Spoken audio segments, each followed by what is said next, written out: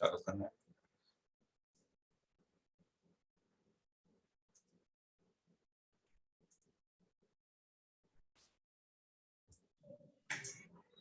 ठीक, कल मूल्यों पर बात करते समय हमने वात्सल्य पर बात किया। तो ये गुरु शिष्य संबंध में पाया जाता है। इसी समय में माता पिता में भी ये मूल्य अपने संतान के प्रति होना आवश्यक हो जाता है।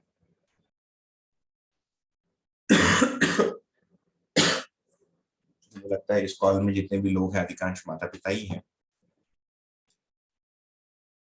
तो तीनों चीजों पर ध्यान देना पड़ता है। तो मूल्य शिक्षा और ज्ञान, तो जैसे चेतना विकास मूल्य शिक्षा इसका नाम है, जो मध्य दर्शन का अध्ययन बच्चों के लिए जो शिक्षा में जो वस्तु है वो चेतना विकास मूल्य शिक्षा के नाम से प्रतिपादित किया गया है। तो मूल्य और ज्ञान, मूल्यों के बारे में हम लोग अभी चर्चा कर ही रहे हैं, उसके साथ ज्ञान के अर्थ में क्या आ जाएगा, अस्तित्व दर्शन और जीवन ज्ञान। तो मुख्य मुद्दा तो चैतन्य इकाई का होना, ये सबसे बड़ा मुद्दा है शिक्षा में। जैसे हमारा बच्चा है तो हम किसको बड़ा कर रहे हैं इसका उत्तर हमारे पास नहीं रहता है। हम मानते हैं कि हमारा बच्चा है, फिर किसी दिन दिखता है कि मेरी बात नहीं सुनता, फिर किसी दिन दिखता है कि मैं जैसे जिया वैसे नहीं जीना चाहता, ये अलग ही जीना चाहता है। तो दिखता हमारे जैसे है, कुछ कुछ आदतें या प्रवृत्तियां हमारी जैसी हो सकती है, बाकी उसका अलग ही होता है। जैसे मैं हूँ, हमारे पिताजी डिफेंस रिसर्च में साइंटिस्ट थे, तो लास्ट में बड़े बड़े मिसाइल के लिए प्रोपेलेंट डिजाइन किए और मैं चेतना विकास मूल्य शिक्षा की ओर आ गया, है ना। तो ये कह नहीं सकते, तो चैतन्य इकाई को शिक्षित कर रहे हैं मानव रूप में, ये ध्यान में रहता है। फिर भौतिक वस्तुओं के उत्पादन के लिए आजीविका उपार्जन जिसको बोलते हैं लाइवलीहुड, उसका उद्देश्य क्या है, ये भौतिक आवश्यकताओं की पूर्ति, और आज के दिन में आज के टर्म्स में भी देखेंगे तो पैसा कमाना। बिकॉज अभी मानव की जैसे जीने की जो स्वरूप बन गई है, उसमें मात्र भौतिक वस्तुओं से हमारी आवश्यकताएं पूरी हो जाती है ऐसा नहीं है। कई सेवाओं के लिए हमको कोई मुद्रा या कोई प्रतीक वैल्यू, है ना, कोई नोशनल वैल्यू देना पड़ता है जिसको पैसा बोलते हैं। जैसे आप एक जगह से दूसरी जगह जाना चाहते हैं तो ट्रेन में आप आम या सेव नहीं दे सकते, आपको पैसा ही देना पड़ता है। So it is a medium of exchange, so you have to earn the medium of exchange as well. मतलब हम जो भी प्रोड्यूस कर रहे हैं वो कन्वर्ट होकर उस मीडियम ऑफ एक्सचेंज में कन्वर्ट होना पड़ेगा, एक एडिशनल स्टेप आ गया। एक समय में लोग वस्तु के बदले वस्तु, जिसको बार्टर सिस्टम बोलते थे, वो करते थे। उसमें दो दिक्कतें थी, एक तो बहुत कम्बरसम है, वो बहुत कठिन है, और दूसरा फिर बहुत लिमिटेड है आपकी चॉइसेस, क्योंकि आमने सामने जो चीजें लोग या वस्तुएं एक्सचेंज के लिए है उन्हीं के साथ आप कर सकते हो। बाकी चीजें आपको नहीं मिलेगा उपयोग करने के लिए, उपभोग करने के लिए। मुझे याद है बचपन में हम लोग तमिलनाडु में मेरे नाना जी के गांव जाते थे, तो नमक वाला आता था, समुद्री नमक लेकर, समुद्र का नमक होता है, आयोडाइज्ड वाला नहीं। और हम लोग धान देते थे, चावल होता था, धान होता था हमारे घर में, उसकी एक मात्रा होती थी, 5 किलो नमक के लिए इतना धान, पूरा भर धान लेके जाता था। उस एक्सचेंज को मैंने देखा है, but it was very heavy. तो आते समय भी इतना सारा वजन ढो के हाथ से खींच के गाड़ी लाता था, और जाते समय भी ढो के ले जा रहे हैं।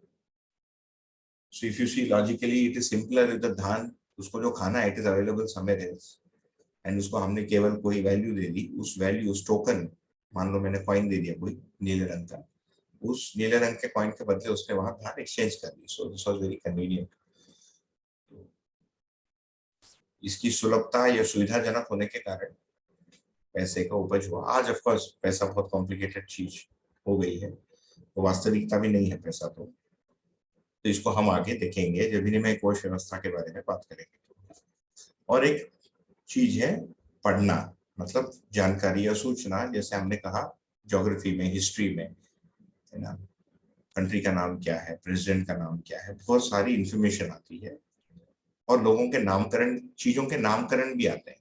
जैसे मैं समझता हूँ, जैसे मैंने देखा मेडिसिन में, इनके पास इतना सारा सूचना या जानकारी इनको याद करना पड़ता है कि मेडिकल बुक मैंने देखा है, बाकी सब्जेक्ट्स के लोग बेहोश हो जाए, है ना।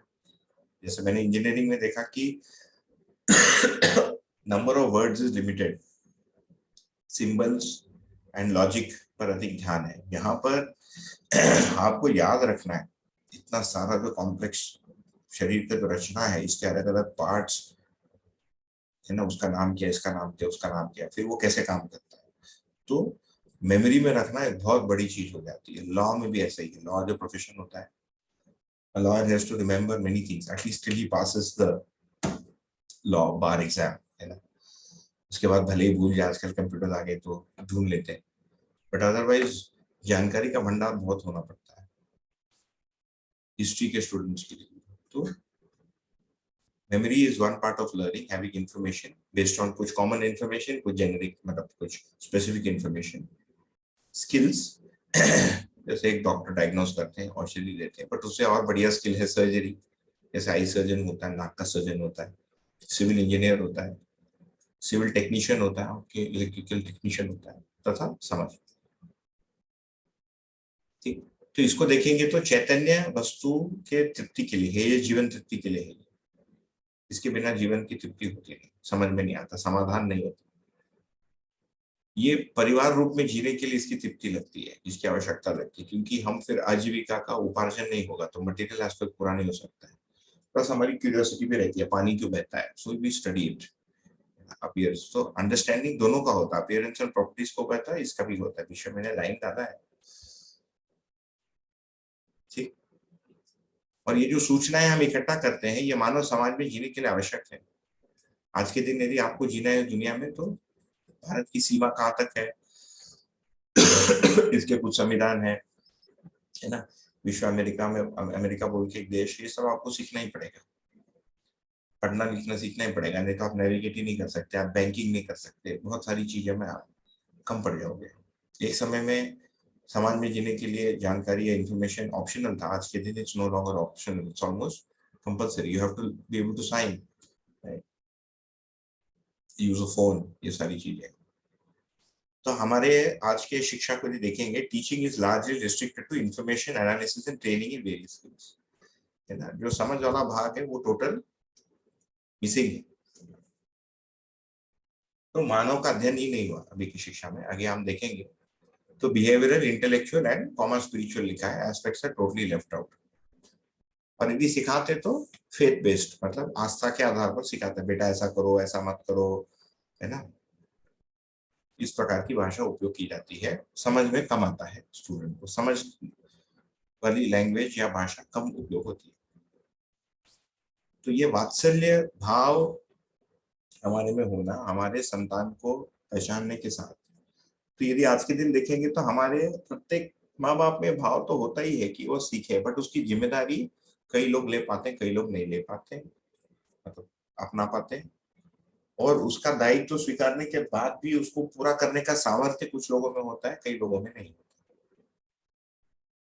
कैसे पूरा करना है ये पता नहीं रहता, so you don't know how to raise a child. You मतलब ऑल ऑफ अस, हम सभी लोग।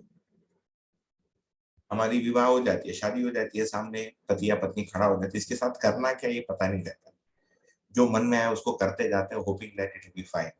कुछ चीजें कॉमन होती है ना, घर बनाएंगे, मैरिज सर्टिफिकेट करेंगे, आजकल घूमने जाते हैं, है ना, एक ही कमरे में रहेंगे, बैंक अकाउंट शेयरिंग करेंगे, तुमको क्या पसंद है, मुझे क्या पसंद है, ये सब शुरुआती क्रम में, प्रारंभिक क्रम में सब लोग एक्सचेंज करते ही। मैं और मेरी पत्नी भी किए थे, सब भूल गया, मुझे भी कुछ भी हाथ नहीं। फिर एक दिन बच्चा प्रकट हो जाता है, हो जाता अपने आप, तो हमको पता नहीं रहता इसके साथ अभी करे क्या। तो एक परिवार की जो सेटअप होती है, उसमें फिर बड़े बुजुर्ग होते हैं, तो वो बताते हैं ऐसा करो वैसा करो। आज के लोग क्योंकि अधिक पढ़े लिखे हैं, उनको लगता है हमको इनसे अधिक पता है, तो सुनना भी नहीं चाहते, तो वो भी एक जनरेशन से जो इंफॉर्मेशन पास होती थी वो भी लगभग बंद हो गई है। So now you have to look it up on the internet, my baby is crying, मैं क्या करूं, है ना, या डायपर को मैं कैसे बांधूं, कितने बार डायपर बांधूं, उसका रैश कैसे आएगा, ये वाला समय है। फिर एक दिन उसकी शिक्षा की समय आ जाती है और वो भी हमको ये नहीं दिखता कि वो शिक्षा के लिए तैयार है। हमको लगता है कि 6 वर्ष का हो गया, अभी स्कूल में डाल दो। 6 वर्ष के योग्य उसमें बौद्धिक या व्यवहारिक क्षमता विकसित हुई कि नहीं हुई, इसका आकलन शायद हम लोग नहीं करते हैं। फिर उसको यहाँ हम भेज रहे हैं स्कूल में, विद्याशाला में, क्या पढ़ा रहे हैं, क्या मिसिंग है, उसका भरपाई में कैसे करो, इसका भी आकलन नहीं। तो एक जो बहुत बड़ा एक महत्वपूर्ण जो हमारा एक आयाम है जीने का, जो अपने संतान को मानव बनाना या मानव बनने योग्य जो है मार्गदर्शन देना, पढ़ाना, इससे हम वंचित रहते हैं। We don't do this.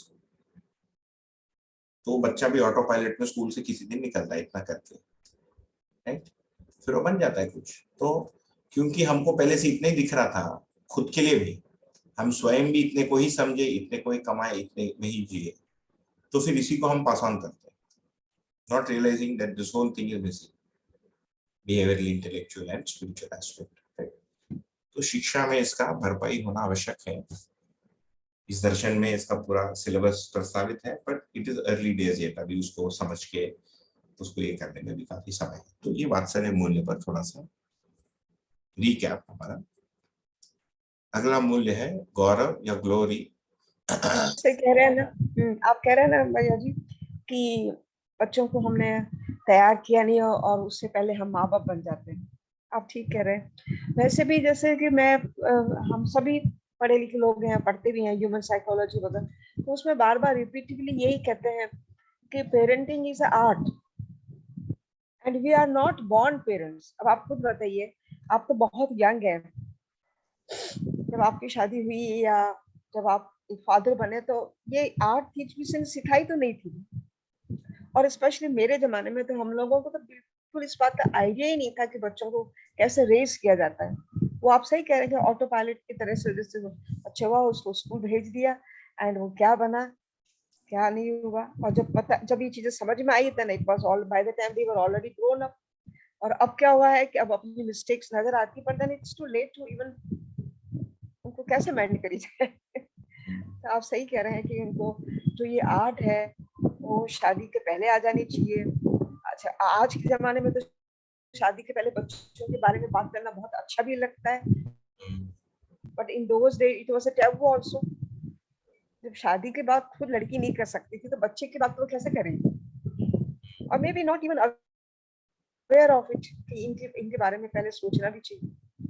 जो सजगता और जो सोचने का अभी आजकल के बच्चों में है। So I think this is something very nice. और जो जो बाबा जी ने और जिस तरह से एजुकेशन पे ध्यान दिया है बच्चों के लिए, इट्स वर्थ। बच्चों को तैयार करने से पहले माँ बाप खुद भी तो तैयार होने चाहिए। बिल्कुल। ये यदि आप देखेंगे तो ये एक कुछ वर्षों का काम नहीं है, इसका जो पूरा स्कोप है इसको समझ के इसके योग्य हमारी तैयारी होना, कि कम से कम इसमें मतलब प्रारंभ करने के लिए भी एक पूरा जनरेशन लगेगा। बिल्कुल सही कह रहे कुछ हैं। सेट होने में 2 जनरेशन लगेगा। तो ये कई जनरेशन का काम है यहाँ पर जो बताया जा रहा है। एक बहुत लंबी, मैंने वैसे यदि देखेंगे तो पूरे मानव जाति या मानव इतिहास की एक नई दिशा है। और अभी हम कितने, मतलब और भी लोग होंगे, बट कम से कम इस कॉल में हम 8, मेरे अलावा अब हम 8 लोग बैठकर इस पर बात कर रहे हैं, 100 करोड़ या अपना और भी अपने एक्सपीरियंस शेयर कर सकते हैं। This is something very interesting, how to make a child a human being. This is a proper art. सबसे बड़ी आर्ट यही हो सकती है। आप मुझे पूछ रहे हैं।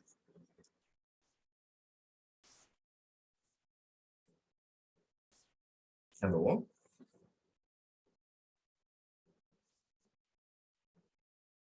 हेलो, मेरी साउंड है कि गोल हो गई? आ रही है भैया, आ रही है आवाज। दीदी पूछ रहे हैं कि बाकी सभी लोग अपना एक्सपीरियंस बता सकते हैं। हाउ अच्छा, दे चाइल्ड। वैसे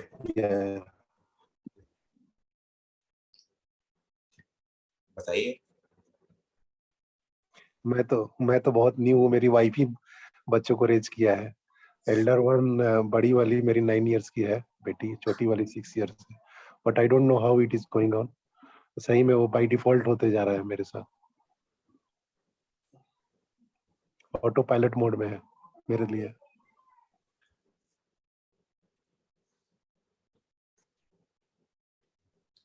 मुझे लगता है कि एक जैसी शिक्षा खत्म हुई और कहीं जॉब पे लगे, तब एक स्ट्रक्चर्ड या फिर जो भी सामने रखा है वो समझ में आया, पर उसके बाद में एक्चुअल लर्निंग शुरू होता है।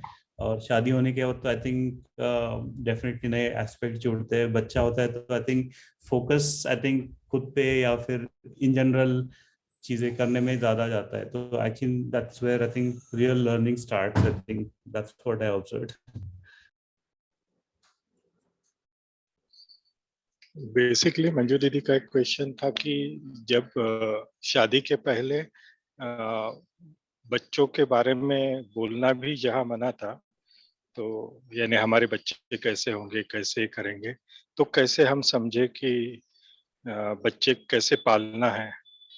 तो ये थोड़ा सा ये लग रहा है कि जब पुरानी जॉइंट फैमिलीज थी तो सिर्फ हमारे बच्चे नहीं होते थे, तो जो बाकी जो कजिन्स है या बाकी जो रिलेटिव्स हैं उनके बच्चे फिर उनको बड़े होते हमने देखा रहता था। तो एक उससे अनुभव मिलता था कि ये बाकी सभी लोग मिलके बच्चों को कैसे ग्रोन अप कर रहे हैं, क्योंकि दूसरा कोई जरिया नहीं था। तो उस वक्त तो वही देखते थे और उसी से समझते थे कि बच्चों को कैसे, बेसिकली उनको कैसे नहलाना है, कैसे फीड करना है, उनके साथ कैसे बिहेव करना है, वो तो पुराने जनरेशन से ही सीखा है ऐसे लग रहा है। बाकी कोई तो जरिया था नहीं। बिल्कुल सही बात है। यदि आज के दिन देखेंगे तो ये अभी का जो व्यवसाय का जो स्ट्रक्चर है, जिस forces you to go out of that joint family thing, क्योंकि आप शिक्षा के लिए और कहीं चले जाते हो, आपकी नौकरी कहीं मिलती है, आपके भाई की नौकरी दूसरी जगह मिली, तो ये फैक्टर है। दूसरा फिर पेशेंस भी कम हो गया, वो सारी जो मान्यताएं थी कि बड़े को सुनना है, ये सारा गोल हो जाता है। फिर कौन किसकी सुनेगा, ये बड़ा प्रॉब्लम है जॉइंट फैमिली स्ट्रक्चर्स में। दूसरा फिर सुनना भी चाहते हैं, साथ में रहना भी चाहते हैं, तो भी व्यवसाय दूर कर देता है। तो जो जनरेशनल लर्निंग जो आप कह रहे हैं, जो ऑब्जर्वेशन से आता है, या जैसे प्रशांत भाई ने कहा कि जो स्ट्रक्चर्ड सिलेबस होता है वो तो लॉजिक को बताता है, बट जो जिंदगी को हम ऑब्जर्व करके कुछ नियमों का हमारे में निष्कर्ष बनता है, इन्फ्लुएंसेस जो है, ये तो जीते समय देखने से ही आता है ना। मतलब फिर यदि वो प्रैक्टिकल हमने पढ़ा वो जीने से जुड़ा है तो वहां जुड़ेगा, नहीं तो नहीं जुड़ता है। तो परंतु यदि यहाँ देखें तो आज के दिन फिजिक्स, केमिस्ट्री, कार बनाना, स्टॉक मार्केट में कैसे रहना, ये सब परंपरा बना के रख लिया आदमी ने, है ना। मतलब शिक्षा और व्यवसाय का परंपरा को बना के रखा है, परंतु जो व्यवहार और जो जिंदगी जीने वाले जो परंपराएं थे वो खत्म हो गए लगभग।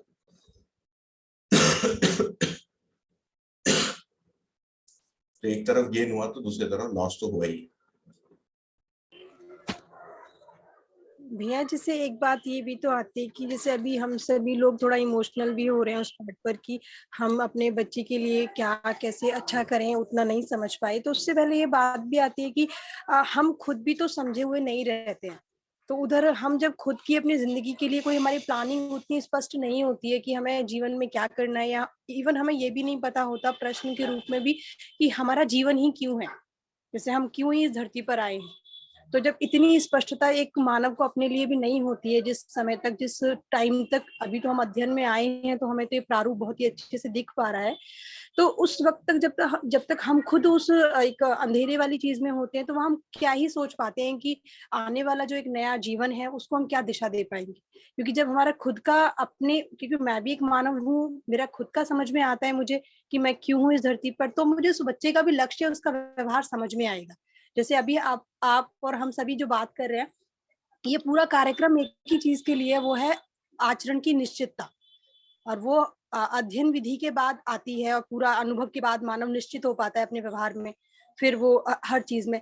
तो जब मुझे ये समझ में आया कि मानव का जो आचरण है वो निश्चित होगा, ये एक बहुत बड़ी घटना है और ये अनुभव के बाद होगा, तब जाके मैं सोच सकता हूँ कि आने वाला जो बच्चा होगा मैं उसको कैसा आचरण दे पाऊंगा।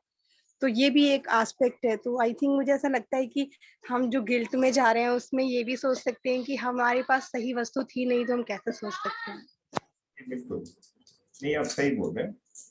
कोई दुख तो हो रहा है मासी जी, जो भी दुखी हुए, मुझे अच्छा नहीं लगा इसलिए। नहीं, ये बात तो सही है, क्योंकि अच्छा फाइनली कोई भी जिसको समीक्षा बोलते हैं, which is kind of inference है ना, एनालिटिकल इन्फ्रेंस कोई भी चीज पे, वो किस चीज के लिए है कि ताकि हमारे सामने सहीपन को समझने के लिए जगह बने, उसकी इच्छा बने, क्योंकि ये सारी कमियां हैं। तो ये कमियां जो हुई तो हुई है ना, जैसे आप कह रहे हैं अनजाने में हुए, I can't be responsible for all the wrongs in the world, है ना, सारी को थोड़ी मैं जिम्मेदारी हूँ, उसका अपराध को मैं कैसे ले जाऊं साथ में, संभव ही नहीं है। अभी जहां पर खड़े हैं वहां से कुछ प्रारंभ कर सकते हैं, भले ही हमारे बच्चे छोटे हैं बड़े हैं, तो हम कुछ कर नहीं पाए ये बात तो ठीक है, बट कम से कम करना क्या सही है ये तो हमारे अंदर चले जाए, ताकि कम से कम उनका यदि बच्चा होता है, जब आपके पोते पोतियां हो जाएंगी, you will be better prepared. Number एक, I mean if your son or daughter allows you to teach them, तो ये वाला है। दूसरा, कुछ यदि समाज में कुछ उपयोगी हम करना चाहते हैं तो उसके लिए हमारे पास सामर्थ्य आ सकता है, और ये सब करते हुए यदि हम जीवन जागृति की ओर, जिसका अंतिम चरण अनुभव है जो आपने रखा, तो जीवन जागृति की ओर यदि ये सब करने से हम अग्रसर होते हैं तो हमारे अंदर ये कुछ निष्कर्ष, कुछ जो गुणात्मक परिवर्तन हमेशा के लिए हो जाएगा। That is beneficial because then I am better prepared next time, है ना, क्योंकि जीवन हम आगे देखेंगे अध्ययन में अमर है, मरता नहीं है, whether we like it or not, दर्शन ये कह रहा है ना, whether you accept it or not and whether you like it or not। बहुत लोगों को अच्छा ही नहीं लगता है कि वापस आना है, वो आइडिया ही है ना एलियन है। जैसे साइंटिफिक माइंडसेट में भी बोलेंगे तो होकस पोकस बोलेंगे, कुछ नहीं होता है, ब्रेन के साथ साथ मर जाता है। दर्शन बोलता है टेक इट और लीव इट, उसके लिए कारण बताता है, उसके लिए कुछ अभ्यास भी बताता है, उसके लिए तर्क बताता है। तो हम अभी प्रारंभ करने से फिर ये प्रश्न बनता है कि क्या होगा, क्या मिलेगा हमको। हमारे अंदर ये इस प्रकार के गुणात्मक परिवर्तन होता है जो एक स्थायी प्रभाव छोड़ता है हमारे अंदर, संस्कार एक इम्प्रेशन के रूप में। So now I am accumulating something for ever.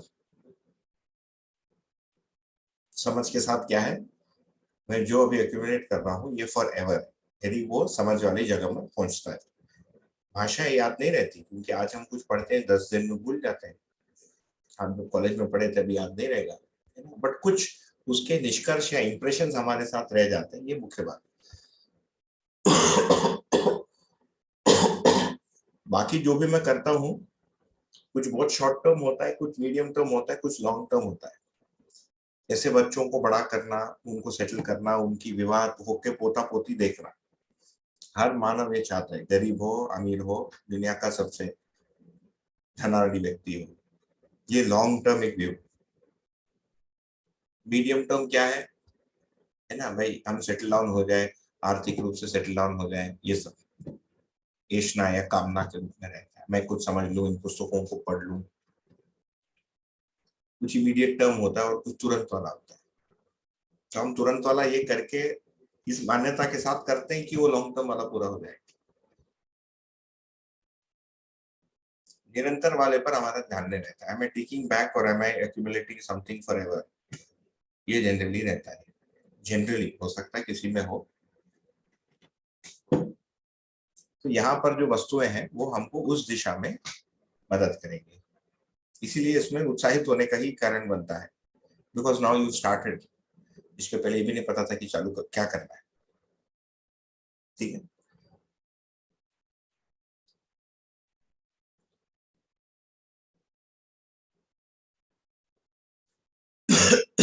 अगला मूल्य गौरव है, ग्लोरी।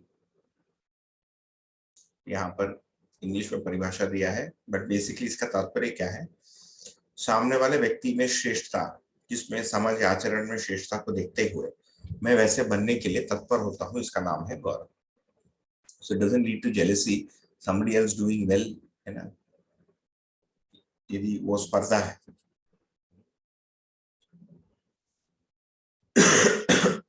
तो हम सभी लोग समाधान या सुख और समृद्धि पूर्वक जीना चाहते हैं, और हमारे पहले से जिन लोगों ने इसके लिए प्रयत्न किया और उसमें जो भी सफलता पाई, जब उनको हम देखते हैं या उनका स्मरण करते हैं तो अच्छा लगता है, कितने अच्छे लोग हुए मेरे पहले।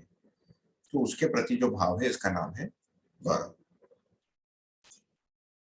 यहाँ पर लिखा है ग्लोरी और Gaurav is the feeling for someone past or present that has made efforts for understanding, है ना, ये सब रियलिटी। और इसमें कुछ सफलता भी प्राप्त हुई रहती है, तो ये हमको अच्छा लगता है। वो जो अच्छा लगता है हमको, वो सोचने से, वो अच्छा लगना ही गौरव का भाव। फिर 8वां भाव है श्रद्धा, रेवरेंस। तो श्रद्धा का मतलब क्या है? श्रद्धा होने से हम, हाँ बोलिए। भैया जी एक क्वेश्चन था बस, कि जैसे अभी हमने वात्सल्य जैसे पढ़ा, तो जैसे अगर मान लीजिए किसी बुजुर्ग व्यक्ति की हम सेवा करते हैं, या हमारी वो दादी माँ या हमारी नानी माँ हो सकती है, तो क्या हम क्योंकि उनकी सेवा कर रहे हैं तो हम उनके साथ वात्सल्य मतलब वात्सल्य भाव के साथ हैं, क्योंकि हम बच्चे की तरह उनकी सेवा कर रहे हैं? हाँ, पर जो शरीर का सेवा यदि हो रहा है तो ममता भाव होगा। अच्छा, ममता। वात्सल्य फिर क्या इसमें वात्सल्य नहीं आ पाएगा? आ सकता है क्षणिक रूप में, यदि वो बुजुर्ग लोग हैं और उनको हमारी बातें अच्छी लग गई तो वात्सल्य भाव भी आ सकता है, बट वो वात्सल्य भाव सफल होने के लिए उनमें भी वो स्वीकृति होनी चाहिए। ओके। हाँ, एक है कि मेरे में भाव प्रकट होता है, मैं अपने नानी दादी कुछ भी बुजुर्ग को देखता हूँ, अरे यार इसको, ये इतना जिंदगी जिया, इतना अच्छा आदमी है, मुझे इसको ज्ञान के बारे में कुछ बताना चाहिए, मुझे इतनी अच्छी। जैसे हमारी रानी का शरीर शांत होता रहा, मेरे सामने ही हुआ। मेरे नाना जी को मैंने मान लिया कि मैं इनको कुछ नहीं बोलूंगा, क्योंकि एक तो उनको कान सुनाई नहीं देता था और वो एकदम भयंकर कट्टरपंथी। तो और लास्ट में उनको फिर बात पकड़ में भी नहीं आती, एंड ही वाज क्वाइट सिक। नानी को मैंने इतना ही बोल दिया कि मरने के बाद तुम बने रहोगे, मुझे लगा ये उनके लिए एक अच्छा संस्कार। तो वो सुनी बस, बहुत लास्ट स्टेज में ना, जब वो रिएक्ट भी नहीं कर पाती थी, बट उनको सुनाई दिया। तो वात्सल्य भाव हमारे में बनना एक चीज है, उसको रखने का अवसर भी चाहिए और सामने वाले में उसकी स्वीकृति भी चाहिए, बड़े बुजुर्ग लोगों। जैसे अभी मेरे माता पिता, वैसे ठीक है, मेरे पिताजी 75 के हैं, कुछ एलिमेंट्स है, मेरी माँ 70 की है, या 67 की है मेरी माँ, 67 68 की। मैं अभी उनको जाके कुछ समझाने जाऊंगा, दोनों भाग जाएंगे। तो क्या वात्सल्य नहीं कर सकते? तो उस संबंध में ऐसा स्वीकृति चाहिए, तभी वात्सल्य संभव है व्यक्त करना। ये तो आप में बीज रूप में रहेगा, आप में इच्छा के रूप में रहेगा कि मैं बताऊं, but you never be able to express it. मान लेता आपका बेटा और बेटी 25 साल के, 25 वर्ष के हो गया, अब हो सकता है आपकी बात सुने, हो सकता है वो नहीं सुने, आपसे अच्छा कॉलेज में भी पढ़ लिया हो, तो लगता है मुझे इनसे ज्यादा आता है, अधिक आता है, मैं क्यों सुनूं उनकी बात। और अभी का पूरा एक जनरेशन ही ऐसा निकलता, मैं भी लगभग उसी जनरेशन का। तो वो माँ बाप से सुनना तो लास्ट बनता है, कैसे सुनेगा?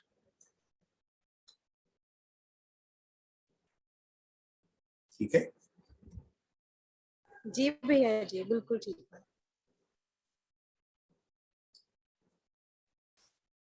तो श्रद्धा का मतलब, मैं गुरु जैसे बनने के लिए मेरे में भाव एक बनता है, उसका नाम है श्रद्धा। या श्रद्धा वो भाव है जो शिष्य गुरु, जो शिष्य में गुरु के प्रति अनुभव होता है, तो श्रद्धा के साथ वो समर्पित होता है विद्या के लिए। So it is a very, you see, very high value. अभी क्या होता है, अभी हमारे यहाँ बोलते हैं 1.5 शाना, मतलब स्मार्टनेस जो है स्टूडेंट्स का जल्दी अधिक हो जाता है, फिर उनको लगता है मैं टीचर को पार करके निकल जाऊं, ये तो यहीं पर फंसा है, मैं इससे बड़ी नौकरी ले लूं, या अलग होने का प्रयत्न करता है। तो यहाँ पर एक डिफरेंस है कि जो श्रेष्ठता है और विशेषता है, इसमें अंतर। तो श्रेष्ठता जो है, सभी व्यक्ति श्रेष्ठ हो सकते हैं, ये निरपेक्ष है, absolute, every human being can have this. विशेष, only some can become special. तो अभी हमारी जो पूरी मानसिकता है, not just in education but समाज में भी, and it has become deep rooted in us, जीव चेतना के कारण, is to get ahead of the other, and wherever we go we'll always find there is going to be somebody ahead of me. ये एक मजे की बात है। तो ये एक दिक्कत आ जाती है, तो which doesn't allow us to get the श्रद्धा। फिर वो एक ऑपोजिशन, विरोध का ही भाव आता है जिससे आगे निकलने का। तो जब हमारे में श्रद्धा या रेवरेंस रहता है तो हम पूज्यता से भर जाते हैं। तो वर्शिप का नाम पूज्यता है। तो पूज्यता का मतलब मैं स्वयं श्रेष्ठ होने के लिए जो प्रयत्न करता हूं श्रद्धा के पूर्ति के लिए, उसका नाम है पूज्यता। यह है पूजा करना, वेनरेटिंग और वर्शिपिंग। तो it is not just hope for good wishes and external assistance, है ना, बाहर से कुछ मिल जाएगा। हम पूजा करते हैं, अभी पूजा करते हैं भय से। अभी जो जिसको पूजा बोलते हैं ना, देवी देवताओं का श्राप मिलेगा या अनुग्रह नहीं मिलेगा, ये भारत में काफी प्रचलन में है पूजा, इस विधि का पूजा। तो ये ठीक है, एक स्टेप, स्टार्टिंग स्टेप के रूप में ठीक है, बट तो हमारे अंदर यदि कोई चेंज होना है तो उसके लिए हमको तैयार होना पड़ेगा। तो I have to actively work for this qualitative change in myself, है ना। एंड उसको करने के लिए हम प्रयत्न, तो एक तो मुझे अपने में स्वीकृति भी चाहिए, आवश्यक है, तथा ऐसे होने के लिए मैं प्रयत्नशील भी रहता हूँ। तो मैं उनको फिर कॉपी करना शुरू करता हूँ, अनुकरण, अनुसरण करता हूँ।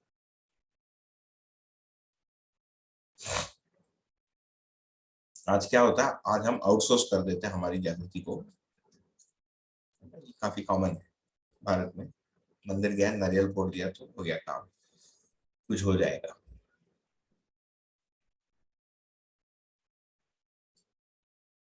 तो स्वयं में समझ और स्वयं में गुणात्मक परिवर्तन बहुत ही नगण्य लोगों में ये प्रवृत्ति दिखती है। क्योंकि जैसे हमने पहले भी कहा, जीव चेतना में बाहर कुछ करने और बाहर से चीजों को एक्सटर्नल वर्ल्ड से प्राप्त करने की प्रवृत्ति ऑटोमेटिकली रहती है, जिसको आगे हम जाकर और अच्छे से अध्ययन करेंगे। जब जीवन का अध्ययन करेंगे तो जो परावर्तन क्रिया है, दो क्रिया, एक गति में परावर्तन, एक स्थिति में प्रत्यावर्तन। प्रत्यावर्तन समझने वाली क्रिया है या मूल्यांकन वाली क्रिया है, परावर्तन बाहर प्रभावित करने वाली क्रिया है या बाहर से प्राप्त करने वाली क्रिया। अभी हमको बाहर का अधिक अभ्यास रहता है, जीवन में भी, शिक्षा में भी। ये 7वां मूल्य था। 8वां मूल्य है कृतज्ञता। तो कब कृतज्ञ होऊंगा, जब मैं देखता हूं कि किसी से मुझे अपने जागृति या विकास के लिए मदद मिला और उससे मुझ में कुछ हुआ, मुझ में कोई सफलता प्राप्त हुई, तब मैं कृतज्ञ होता हूँ। बाकी फिर बोलने के लिए बोलते हैं थैंक यू, थैंक यू तो अभी हर चीज के लिए बोलते हैं। किसी में पानी का ग्लास दे दिया तो थैंक यू बोल देते हैं, परंतु बिना श्रद्धा का आगे जाके कृतज्ञता होगा भी नहीं। क्योंकि श्रद्धा होने से हमने ये स्वीकारा कि इनसे हमको मिलने वाला है। तो श्रद्धा एक्चुअली वेरी हाई वैल्यू, और उसके फलन में हमने प्रयत्न किया, उस प्रयत्न हम सफल हुए, जो भी सफलता का स्तर होगा, तब हमारे अंदर कृतज्ञता का भाव होता है कि मुझे इनसे मिला। तो आज तक इंटरनेट कनेक्शन अनस्टेबल है।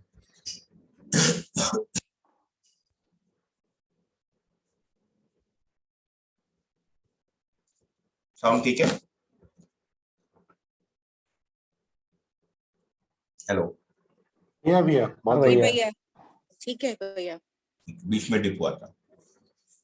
तो कृतज्ञता होने के लिए मुझ में कोई वो परिवर्तन दिखना पड़ेगा और मेरे अंदर ये स्वीकृति आती है कि मुझे लोगों से मदद मिला। ये हाईएस्ट उसका पॉइंट।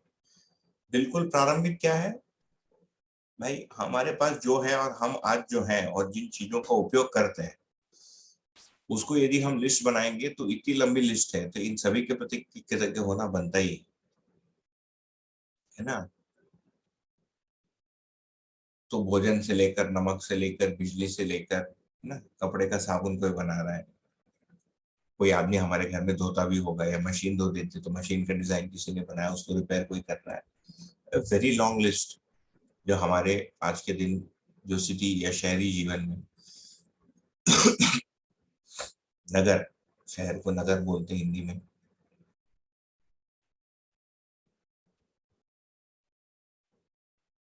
तो ये कृतज्ञता फिर इन सभी लोगों के प्रति पढ़ने सीखने से लेकर, तो जिन्होंने हमको पढ़ाया सिखाया तथा समझाया, है ना, पढ़ाया मतलब रीडिंग इंफॉर्मेशन, सिखाया स्किल्स जो भी हमारे पास निपुणता है, तथा समझाया अंडरस्टैंडिंग जो तीसरा वाला था। ये तीनों के प्रति हमारे मन में फिर जो भाव बनता है इसका नाम है कृतज्ञता। ठीक है, अगला मूल्य है, अभी यहाँ तक कुछ बात होनी है। कृतज्ञता भैया अभी आपने कहा कि हम आज हर चीज के लिए थैंक यू बोलते हैं, बट अभी क्योंकि हमें ओवरऑल कृतज्ञता नहीं समझ में आ रही, बट ये थैंक यू भी एक फॉर्म ऑफ ग्रेटिट्यूड ही है। हाँ ठीक है, वही मैंने ये नहीं कहा कि थैंक यू कहना गलत है, मैंने कहा थैंक यू को बड़े आसानी से बोल देते हैं, जबकि थैंक यू बहुत बड़ी वैल्यू भी हो सकती है, उसका रेंज बहुत लंबा है, ये कहने का तात्पर्य। ठीक ठीक भैया जी एक बात कहनी थी मुझे, कृतज्ञता मैं आपसे पूछनी थी। जैसे कभी कभी ऐसा होता है कि हम किसी संबंध में दायित्व में होते हैं, जैसे ये मेरा कर्तव्य बनता ही है कि मैं ऐसा करूं, तो और वहां पर जब हम अपने किसी दायित्व को निभा रहे होते हैं तो हम अपेक्षा करते हैं कि हम थैंक यू और सॉरी ना बोले, तो वहां पर कृतज्ञता को फिर हम कैसे देख सकते हैं? फिर तो हमें ऐसा लगता है कि अगर हमने थैंक यू बोला या सामने वाले ने थैंक यू बोला या सॉरी बोला, तो हमें लगता है कि ये क्यों फॉर्मेलिटी निभा रहे हैं, या ऐसा भी लगता है कभी कभी कि शायद संबंध उतना पक्का नहीं है, उतना गहरा नहीं है कि उन्हें थैंक यू बोलने की जरूरत पड़ रही है या मुझे जरूरत पड़ रही है कि मैं सॉरी बोलूं। तो इसको कैसे देख सकते हैं कृतज्ञता? हाँ तो ये तो कृतज्ञता का भाव होना तथा उसको व्यक्त करना, ये दोनों अलग चीजें हैं। तो भाव हो और फिर आवश्यक नहीं है कि हर समय हम उसको व्यक्त करें, इट इज अंडरस्टूड। तो अभी क्योंकि मानव के सभ्यता में, सिविलिटी में ये आ गया है कि अनजान लोगों से या कम पहचान लोगों से जब मिलता है हम धन्यवाद करते रहते हैं, है ना, तो ये एक अभ्यास में आ गया। इसीलिए जब इसको हम निकट संबंध में करते हैं तो वहां लगता है कि आप वो बाहरी आदमी जैसे मेरे साथ व्यवहार कर रहे हो। जैसे मुझे याद है हम जब छोटे थे तो मेरे बगल में एक लाल रहते थे, लाल मतलब वो सरनेम लाल था उनका नाम, पंजाबी थे। तो उनके घर में उनके बच्चे उनके माँ बाप के कमरे के अंदर घुसने के पहले नॉक करना पड़ता और पूछना था मैं कम इन। मैं बचपन में देखा उसको, मुझे वो बड़ा अटपटा सा लगता था। हमारे घर में मेरे पिताजी के रूम में घुसने के लिए सब करने की आवश्यकता नहीं महसूस होती थी। फिर बाद में कई वर्ष बाद मैंने कोई इंग्लिश मूवी देखी तो उसमें देखा उसमें भी ऐसे ही करता वो लड़का, यदि कोई बहुत अमीर आदमी का घर है। फिर पता चला कि उस कल्चर से आता है। तो ये फॉर्मेलिटी में सबसे ऊपर फिर ब्रिटिशर्स को मानते हैं, टाइट अपर लिप बोलते हैं उसको, दे वेरी पर्टिकुलर। तो ये सब तो आई वुड से वो है, माने कस्टम्स है ना, परंतु बहुत निकट संबंधों में इसकी आवश्यकता नहीं है। इट इज अंडरस्टूड की कृतज्ञता है, कभी कभी बोलने से अच्छा भी लग जाता है। पर जैसे मैं अपने गुरु के साथ अपना समय सोचता हूँ तो मुझे प्रतिदिन उनके प्रति कृतज्ञ होने की आवश्यकता नहीं पड़, बोलने की आवश्यकता नहीं पड़ती थी। मैं तो एक बार अभी तक मुंह से बोला भी नहीं धन्यवाद। It seem too light statement, मुझे लगता है उससे अधिक उनको भाव कम्युनिकेट हुआ ही होगा। बट कई बार सामने वाले व्यक्ति को बोलने से उनको अच्छा लगता है, घर के अंदर भी माँ बाप को भी, बूढ़े होते होते माँ बाप के मन में हमारे अंदर हो सकता है भाव, हमने व्यक्त ही नहीं किया, तो व्यक्त करने से उनको अच्छा लगता है। उनको लगता है इतना बड़ा किया हमने, इतना सब किया, ये कुछ इसमें कुछ है भी कि नहीं। कभी बताना पड़ता है कि यार तुमने बहुत कुछ किया, उनको अच्छा लगता है घर में। कभी हो सकता है अपने पत्नी को भी बोलना पड़े।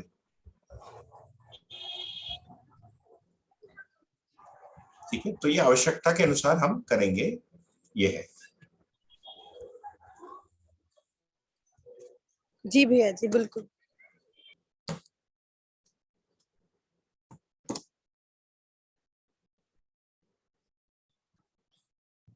या कृतज्ञता को और प्रिसाइजली देखने के लिए हमें घटनाओं पे ध्यान देना पड़ेगा, या हमारे साथ जो घटना घटी है, मतलब जिस तरह से हमारे ऊपर मतलब जो हेल्प हुई, मदद मिले हैं, उसको बार बार याद करना पड़ेगा, या कैसे होगा कृतज्ञता और ज्यादा गहरी बनाने के लिए?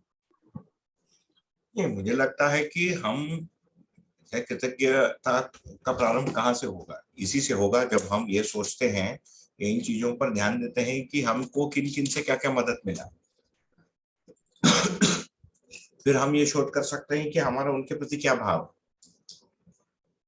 फिर इस परिभाषा और यहाँ पर जो भी चर्चाएं हो रही है उसको भी सोच के देखा जा सकता है। इन दोनों के योगफल में हमको अच्छा लगेगा, उसका नाम है कृतज्ञता का प्रारंभ होना, कृतज्ञता का भास होना। ये अच्छा लगता है। It is a source for my happiness. सबसे बड़ी बात क्या है, ये मूल्य कोई फॉर्मेलिटी तो नहीं है या कोई कंपल्शन तो नहीं है कि कृतज्ञ होना ही है। तो कृतज्ञ होने से अच्छा लगता है, you will be more at ease, है ना। आपका सुख का जो दायरा है ये बढ़ेगा। The things that will give you happiness will increase. So why not have it? तो इसका मतलब है भैया द बेस मूल्य स्टार्ट फ्रॉम कृतज्ञता। हाँ, ये जब अध्ययन के दृष्टि से देखेंगे तो बेस मूल्य कृतज्ञता से ही प्रारंभ होता है ना। और जब मानव के साथ संबंध कहाँ से जुड़ा है इसको जब देखने जाएंगे तो विश्वास से प्रारंभ। विश्वास ही नहीं है तो कृतज्ञ होने की संभावना ही नहीं है। तो विश्वास से प्रारंभ होके हम कृतज्ञता तक पहुंचते हैं। फिर कृतज्ञता से एक नई जर्नी हमारी प्रारंभ होती है ना, आगे और विकसित होने के लिए श्रद्धा और कृतज्ञता से। तो भैया मुझे लग रहा है कि हमें बार बार उस पर ध्यान देना पड़ेगा कहाँ कहाँ मदद मिली है, तभी तो कम से कम जो मूल्य कृतज्ञता का विश्वास के बाद पहले आएगी। बिल्कुल बिल्कुल, ध्यान तो करना ही पड़ेगा जी, सोचना ही पड़ेगा अभी भी कहाँ से मिलता है, अभी तक कहाँ से मिला है। उसके लिए कुछ प्रैक्टिस कुछ नहीं है, आप बैठ के लिस्ट बनाइए, मन से कर लीजिए। आपको लिख के करना है कीजिए। आजकल वीडियो रिकॉर्डिंग आ जाए, आप अपना एक वीडियो बना लीजिए, ऑडियो बना लीजिए, बचपन से लेकर अभी तक क्या क्या मदद मिले, जो बड़े वाले हैं जो मुझे याद है ना, या जाने अनजाने में एक आदमी ने मदद कर दी, किसी ने कुछ बोल दिया, उससे हमको कोई चीज मिली जो बहुत मूल्यवान निकली बाद में, है ना। या कोई टीचर था, बढ़िया ढंग से पढ़ाया, उससे हमारा सब्जेक्ट में मन लगा, उससे हमारा नंबर अच्छा है, जॉब मिल गया, तो कोई आर्थिक स्थिरता मिली। अनजान रूप में तो बहुत सारे लोग हैं नहीं, कोई एक डॉक्टर रहा होगा, उसके पीछे कोई नर्स है, कोई कंपाउंडर है, सबने मिलकर मदद की। तो इसको तो एक बार, कई या दो चार बार तो सोचना ही चाहिए। एक बार सोच लेते तो वो चित्र हमारे अंदर बैठ जाता है। फिर जब भी हम बात देखते हैं तो ये सारी चीजें अपने आप दिखेगी, यदि वो हमारे अंदर स्वीकार होगी तो। जो जनरल है ना, सामान्यकरण, सामान्य रूप से जो है हमारे। तो भैया कहना मतलब मोटे मोटे पॉइंट्स रहेंगे, जहां से जन्म मिला, ठीक है ना, जहां से शरीर यात्रा शुरू हुआ और ग्रोन अप हुए, उसके बाद में मुझे आर्थिक स्थिरता तक मिली, और अभी के आगे जहां तक बच्चे या वाइफ जब तक मिली, और आगे अभी जो भी हो रहा है। तो सर्वप्रथम सारे मोटे पॉइंट्स पे हमें ध्यान जी। तो शरीर को इतना बड़ा रख के इतने दिन देखभाल करने के लिए माता पिता, यदि उसके डिटेल को सोचेंगे तो माता पिता के प्रति कृतज्ञ बनेंगे ही हम। एंड वो सबसे अधिकांश लोग यही बोलते हैं, हम माता पिता बनने के बाद ही ये सेंस बनता है, ये संभावना बनती है कि मेरे पेरेंट्स ने कितना किया होगा। उसके बाद भी लोग उसको ध्यान नहीं देते हैं, है ना। तो ये सब ध्यान ही देना है। फाइनली देखिए, जागृति वास्तविकताओं पर ध्यान देने से ही होने वाला है ना। आप और मेरे बीच और कोई ट्रांजैक्शन तो हो ही नहीं रहा है, केवल मात्र ध्यानाकर्षण ही हो रहा है। वो वास्तविकताएं हैं जिसको हम नहीं देखते हैं, या हमने अन्यथा मान लिया है, कम मान लिया, अधिक मान लिया है, उसको या तो देख पाना, या जो सही हमने मान लिया उसको सही कर पाना, यही जागृत होने का मतलब। तो समाधान इसी विधि से होगा। उसमें और कोई अलग से कोई चीज हमको हमारे अंदर लेने की आवश्यकता नहीं है। पोटेशियम, सेलेनियम, मैग्नीशियम, मैंगनीज कुछ खाने की आवश्यकता नहीं। There is no nutritional supplement for understanding या भाव।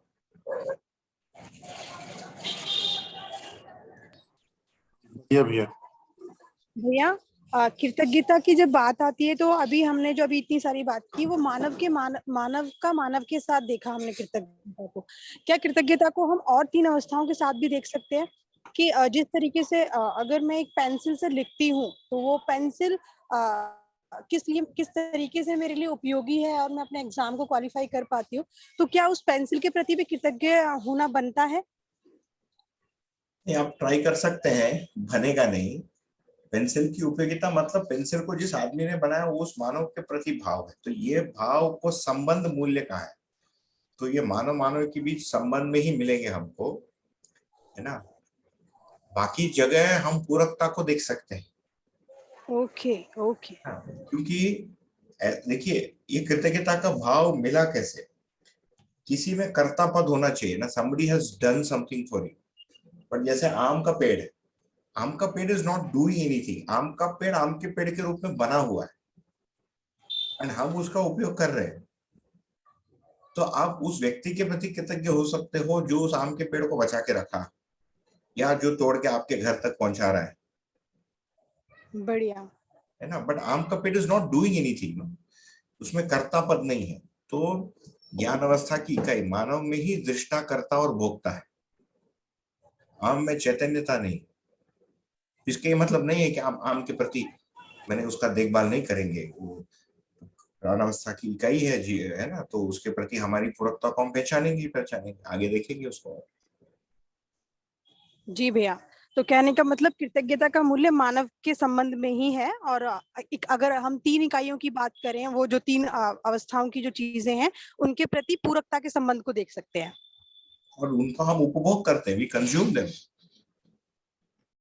ठीक बात है ना। तो यू डोंट ईट समबडी और आपका मेरे प्रति कृतज्ञता आप मुझे खा जाएंगे, ऐसा तो नहीं होगा ना। नहीं, नहीं।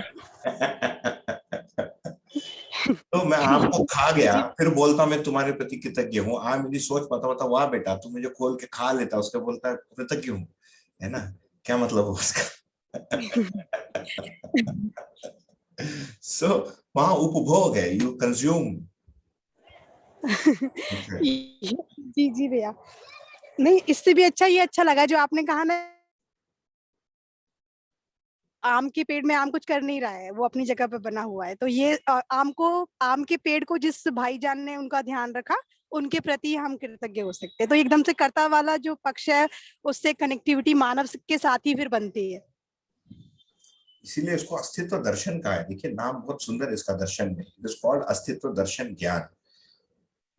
नेचर जैसा है, अस्तित्व जैसा है, उसका अध्ययन। इसीलिए इसका एक सूत्रता में उत्तर निकलते जाता है विदाउट एनी, यदि पकड़ ठीक है व्यक्ति की, बताने वाले व्यक्ति की, तो बिल्कुल ही कहीं भी थ्रेड टूटता हुआ नहीं दिखता है। नहीं तो लगता है कि इतना सारा भाषा तो लोग पहले भी लिखे ही नहीं। जब वो कम्युनिकेट होता है उसकी पूरी स्ट्रक्चर दिखती है तो आदमी चमत्कृत होता है। मैं तो बहुत चमत्कृत हुआ दर्शन का जब स्ट्रक्चर पहले देखा, तो आई वॉज फ्लैबरगास्टेड, है ना, कि ऐसा कैसे किसी आदमी ने कर दिया। मेरे साथ तो ये हुआ। तो आगे का मूल्य, पूर्ण मूल्य है प्रेम। तो प्रेम जो है ये एक कंबाइंड सिंथेसाइज मूल्य है जिसमें सारे मूल्य समा जाते हैं, जिसमें कोई भेदभाव नहीं रहता है। तो ये जागृति के अंतिम सोपान के रूप में हमको दिखेगा या मिलेगा। यदि हम ये पूछें मेरे में प्रेम कब मिलेगा, तो सारे मानव को एक संबंध के रूप में देख पाना, उसके बारे में हम विश्वास के लिए भी बात की है, संबंध के आधार के रूप में भी।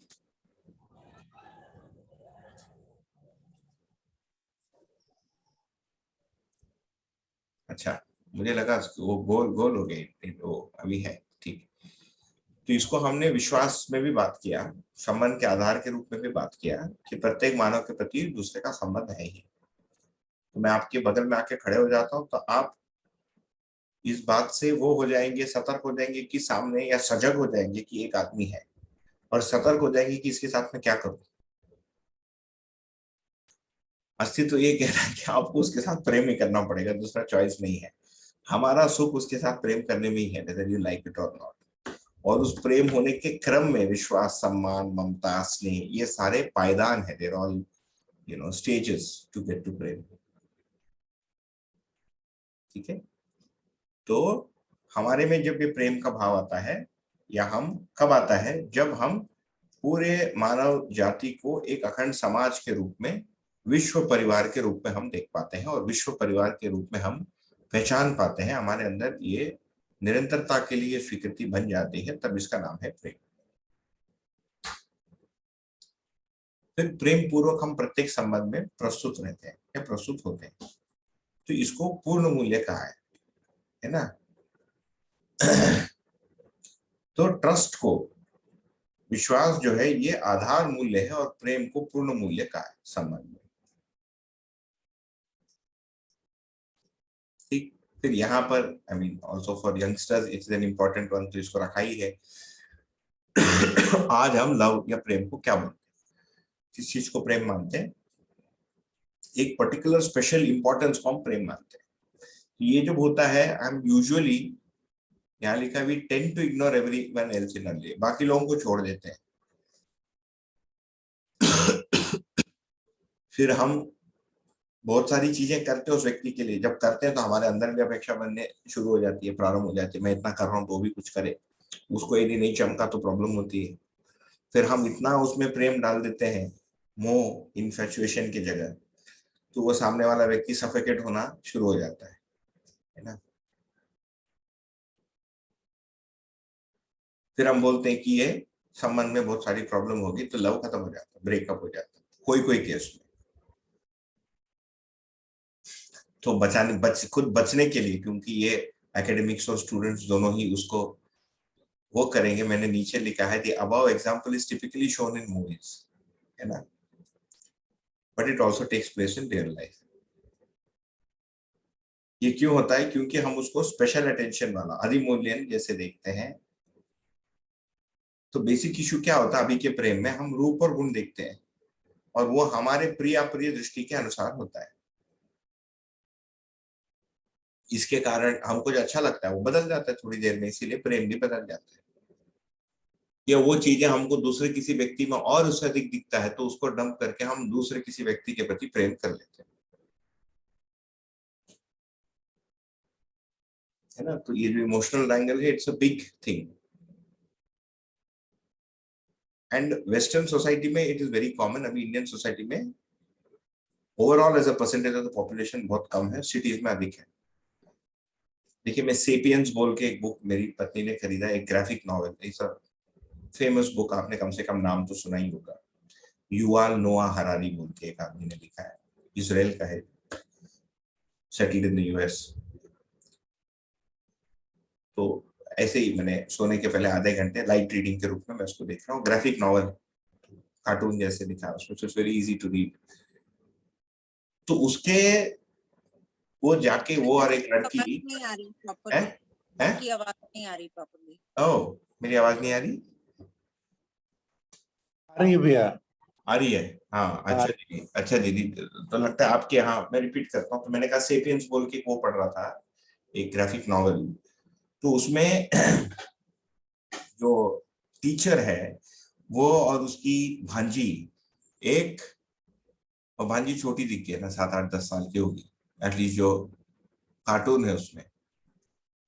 वो किसी प्रोफेसर को मिलने जाते हैं जो ह्यूमन बिहेवियर पर एक्सपर्ट है लंदन में। तो प्रोफेसर बात करते करते, एक हॉलीवुड कपल के ब्रेकअप का उसमें दिखाया है, एक बहुत फेमस मूवी स्टार और उसकी पत्नी का ब्रेकअप का न्यूज के बारे में बात करते हैं उस ग्राफिक नॉवल में। फिर बोलते हैं कि जब प्रोफेसर्स और न्यूक्लियर साइंटिस्ट और फिजिसिस्ट जब लंच ब्रेक पे मिलते हैं ना, वो बताना चाह रहा था कि ह्यूमंस या सेपियंस जो है, होमो सेपियंस, बहुत गॉसिपी है। तो वो अपने सब्जेक्ट के बारे में कम बात करते हैं। उसमें लिखा है, they discuss who is sleeping with whom and who is having an affair. एक बच्चों के लिए ग्राफिक नॉवल। इसका मतलब वहां पर वो इतना व्याप्त। तो क्या हुआ, किसी टाइम में लव हुआ, है ना, प्रिय हुआ, लव, अधिमूल्यन हुआ, सब लाए होंगे, प्लेटिनम रिंग, फलाना रिंग, सारी चीजें। किसी टाइम में जो है दूसरा आदमी और अच्छा लगने लगता है, तो लव गोल हो जाता है, इसीलिए रिलेशनशिप टूट जाते हैं फिर। जबकि लव का मतलब क्या है? है ना। लव का मतलब है कि वो हमारे समझ को उपज है, सामने वाले व्यक्ति के प्रति करुणा का भाव जब हमारे में रहता है, कंपैशन इज लव। तो यहाँ पर परिभाषा दिया है, the combined expression of kindness, graciousness and compassion is called love. दया, कृपा और करुणा की संयुक्त अभिव्यक्ति की प्रेम संज्ञा है, ये लिखा है यहाँ इस दर्शन में। ठीक, तो ये हमने 7 संबंध और उनमें 7 स्थापित मूल्यों को देखा। ये जो 7 स्थापित मूल्य है, मैं दोहरा देता हूं, मूल में ये प्रत्येक मानव के प्रति हमारे में विश्वास, एक बार वो स्पष्ट हो गया तो बना रहता है ना, कम से कम उसके प्रति हमारी स्वीकृति। फिर हो सकता है जीते समय उसके विपरीत कुछ चीजें आ गए, वो अध्ययन और अभ्यास का चर्चा है। उसके बाद जो विश्वास, सम्मान, स्नेह अप टू प्रेम है ना, यदि हम देखें कृतज्ञता तक, तो जिन लोगों के साथ प्रतिदिन हमारा उठना बैठना होता है, जो लंबे समय के संबंध होते हैं, उसमें स्नेह, मित्रों के साथ जैसे स्नेह मिलन होता है ना, किसी को मिलने चले जाते हैं, कोई कार्यक्रम नहीं होता है तो अच्छा लगता है, तो ये स्नेह को शुरुआत वहां से होता है। तो उस संबंध में फिर विश्वास और सम्मान समाया रहता है, क्योंकि हम अपमानजनक विधि से बात करेंगे तो स्नेह स्वीकार भी नहीं होगा सामने वाले व्यक्ति को, भले ही हमारे में स्नेह है। तो अपमान का भाव नहीं होना और व्यक्त भी नहीं होना, यदि सम्मान है तो अपमान के रूप में व्यक्त नहीं होना, दोनों की जिम्मेदारी मेरे पर ही है। तो इसीलिए विश्वास और सम्मान या विश्वास आधार मूल्य है, प्रत्येक संबंध में पाया जाता है, उसके बिना वो मूल्य नहीं है। तो बाप का भी बेटे या बेटी या पत्नी से विश्वास उड़ गया तो कठिन है उस संबंध में, तो उस विश्वास के पात्र होने के लिए पुनः प्रयत्न करना पड़ता है और उसमें बहुत सारी चीजों को करना पड़ता है। तो उसमें हमने ये देखा कि आज के दिन जो हमारे भाव है और संबंध की स्वीकृति है, इट इज रिलेटिव है ना, ये सापेक्ष है। किस चीज पर सापेक्ष है? सामने वाला व्यक्ति जो कर रहा है हमको ठीक लगा कि नहीं लगा, हमारे प्रिय या अप्रिय के कारण है ना, माई लाइक और dislike, my preferences, so I have a bias, सामने वाले का भी बायस। तो दिस क्रिएट्स अ प्रॉब्लम। क्या प्रॉब्लम है? मुझे ये विश्वास, सम्मान और स्नेह होना है, मैं संबंध में होना चाहता हूँ, क्योंकि जब मैं संबंध में नहीं रहता हूँ तो मुझे खराब लगता है ना, अधूरापन लगता है, अकेलापन लगता है, और जब विरोध हो जाता है तो दुख होता है, अशांति होती है, असंतोष होता है। You know, there are 3 kinds of unhappiness. दुख भी होता है, अशांति भी होता है, असंतोष भी होता है। They are all very distinct. इसको हम आगे अध्ययन करेंगे। और सुख भी 3 प्रकार का होता है, सुख भी होता है, शांति भी होता है, संतोष भी होता है। तो इसको हम आगे और चर्चा करेंगे जब भी इसका समय आएगा। तो बट संबंध में क्या है, सामने वाला व्यक्ति ठीक नहीं है, ठीक है, वो जागृति क्रम में है। भ्रमित बोलने से ज्यादा अच्छा शब्द है जागृति क्रम, क्योंकि वो उस क्रम में कहीं पर है, मैं भी हम किसी क्रम में कहीं पर हूँ, हम दोनों भ्रमित है ना। ये तो ऐसा लगता है कि मैं ठीक हो गया, सामने वाला भ्रमित, ऐसा हो सकता है उसने ये सब सुना नहीं हो, बट उसमें ये भाव या इनके प्रति प्रवृत्ति पहले से मेरे से अधिक हो, समझने के लिए, जीने के लिए, ये दिखता तो है। ठीक, तो फिर हम कैसे जिए, हम कैसे भाव संपन्न हो, बिकॉज नाउ दिस मेरे स्वार्थ से रिलेटेड है ना, now I it's a very selfish notion for me, because irrespective of how the other person is, if I don't feel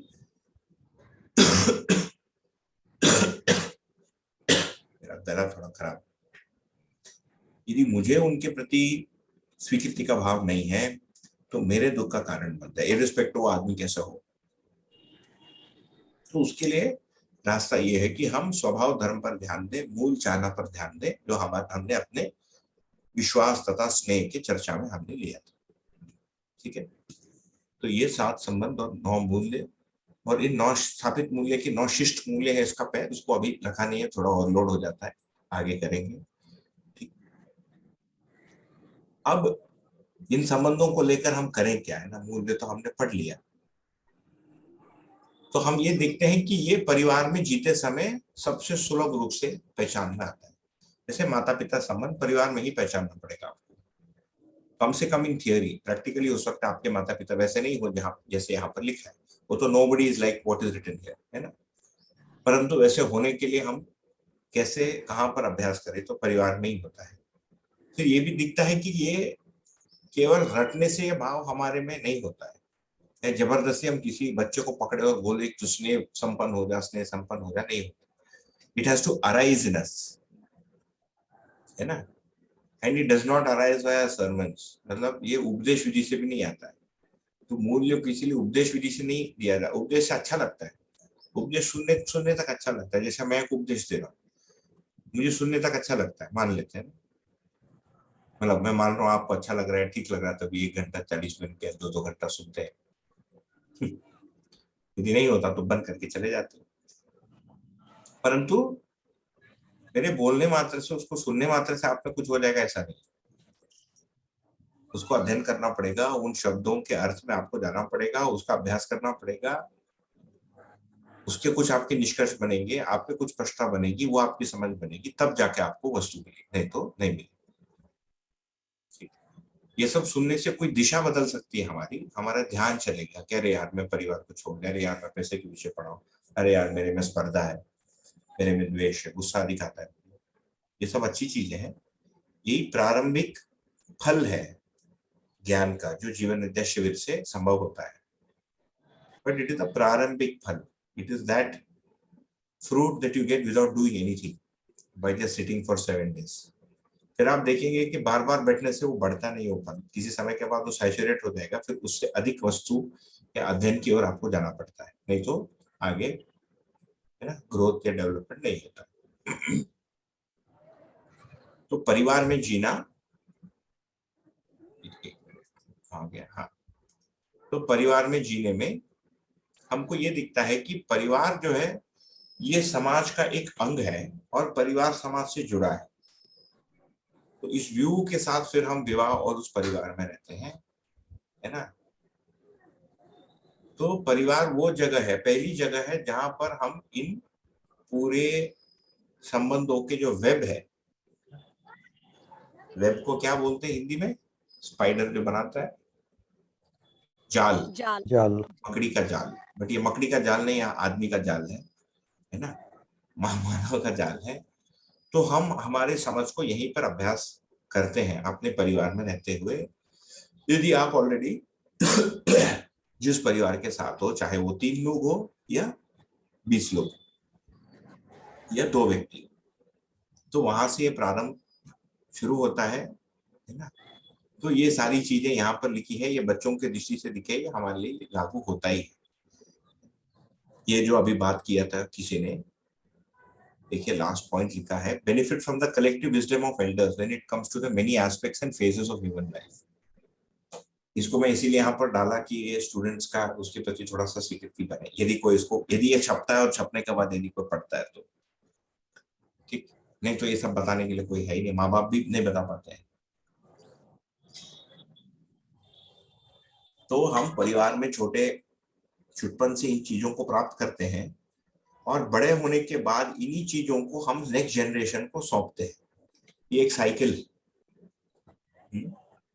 So you are like a mango seed that has to grow into a tree and then bear fruit to continue the tradition।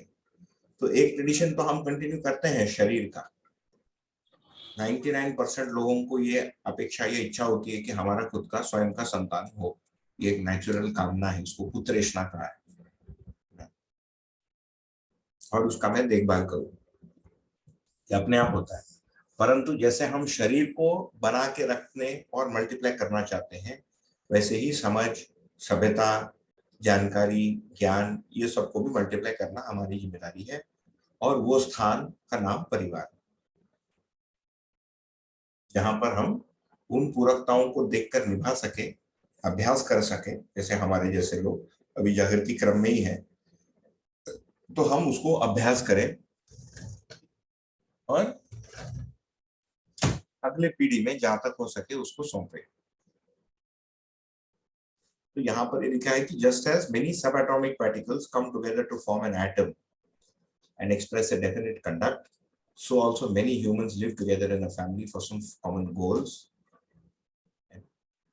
तो परिवार का कुछ लक्ष्य होता है। तो ये वाली बात आती है कि भाई परिवार की आवश्यकता है क्यों।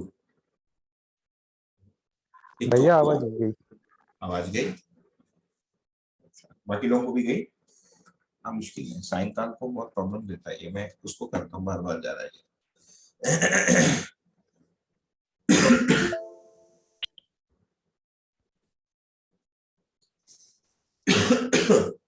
भैया एक्चुअली मुझे आवाज ठीक आ रही है।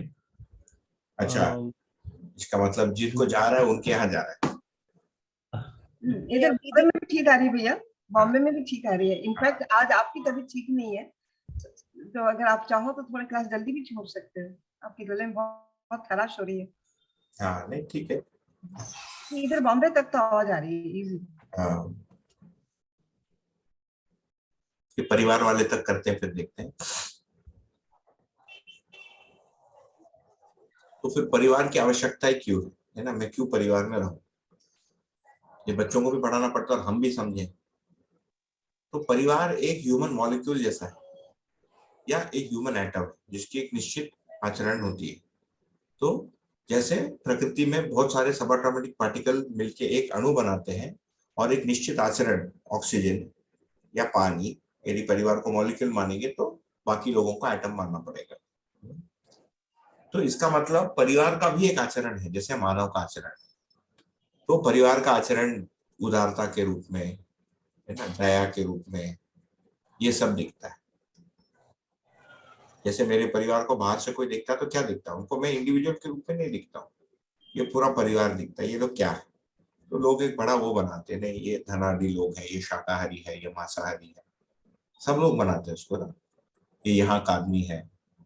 फिर उसके आचरण के लिए सोचेंगे तो नहीं वो अच्छे लोग हैं, या किसी से बात नहीं करते, नहीं नहीं कभी प्रॉब्लम हो गया तो मदद करते हैं। ये सारी चीजें परिवार की सम्मिलित आचरण होती है। तो परिवार में जो सदस्य हैं उनका जो वैयक्तिक जो आचरण है ये सारा मिलजुल के फिर परिवार का आचरण कहलाएगा। तो परिवार का उद्देश्य क्या है, एक तो वो जीने की जगह जहां पर मैं ऐसी चीजों का अभ्यास कर पाऊं। परिवार वो स्थली है जहां पर एक बच्चा बचपन से लेकर बड़ा होता है, उसका शरीर भी बढ़ने के लिए बहुत सारे लोग इकट्ठा होते हैं, और उसके जीवन के तृप्ति, चैतन्य पक्ष की तृप्ति तथा जीने के नियम या मानव के रूप में व्यवहार के नियमों को बताने के लिए भी स्थान परिवार ही है। छोटे छोटे चीजें जैसे झूठ मत बोलो, बड़े लोगों की बात सुनो, फैन का बिजली वेस्ट मत करो, पूरे दिन हम बोलते रहते हैं ना बच्चों को, ये पूरा शिक्षा में ही जाता है। जहां भी जाते हो बोल के जाओ, बिना बता के मत जाना, इट्स अ गुड थिंग।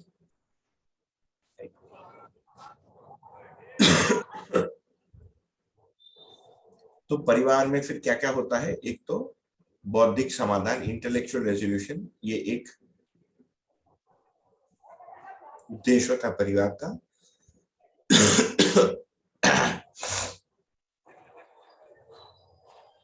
फिर दूसरा, परिवार में ये आवश्यकता होती है कि जैसे प्रत्येक व्यक्ति में ये रहे।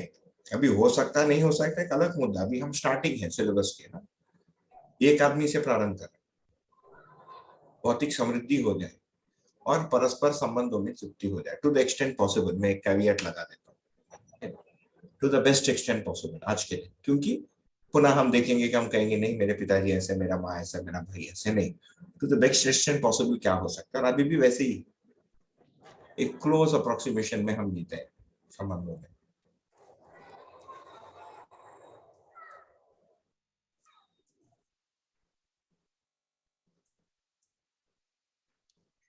आगे देख रहा हूँ यार कितना लंबा है।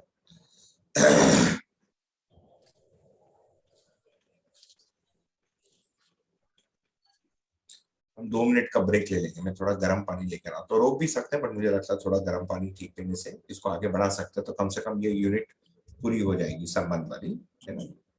It is 6:49, so you can also take a 3-minute break. We do a 2-hour session without a break. Studies ये बताती है कि 45 मिनट से अधिक एक आदमी ध्यान नहीं दे पाता है। 2-3 मिनट में आप रहने दीजिए भैया, आज आपकी तबीयत भी ठीक नहीं लग रही है। नहीं वैसे we can continue next week ना, आपको हाँ वैसे फीवर नहीं, एक घाट भी हो जाएगा, so next week we can start with, हाँ ऐसा कुछ नहीं है, बस एक 3-1 मिनट में आता है। ऐसे फीवर वगैरह कुछ नहीं है, केवल गले में वो है, गले में खराश है, बोलने में तकलीफ होती है।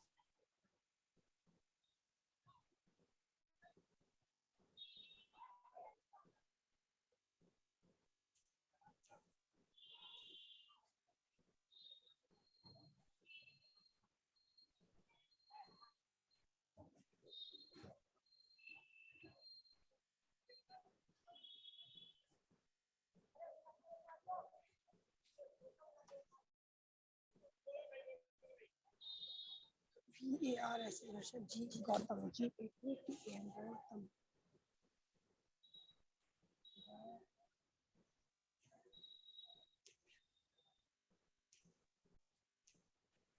वर्षा गौतम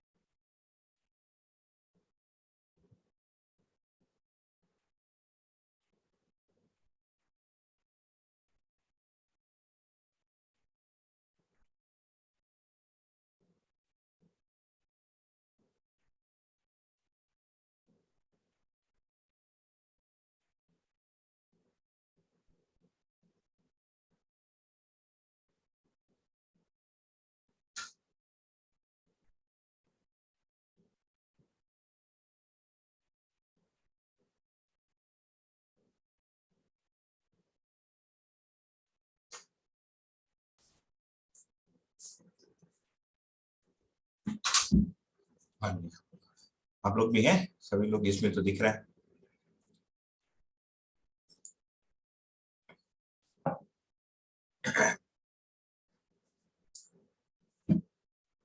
तो ये परिवार का लक्ष्य इस रूप से है ना, तो आपस में शिक्षा होने से बौद्धिक समाधान हो जाए, परिवार की भौतिक समृद्धि हो जाए, और बौद्धिक समाधान का एक भाग है कि आपस में संबंधों में हम कैसे जी पाए, इसको हम सीख लें।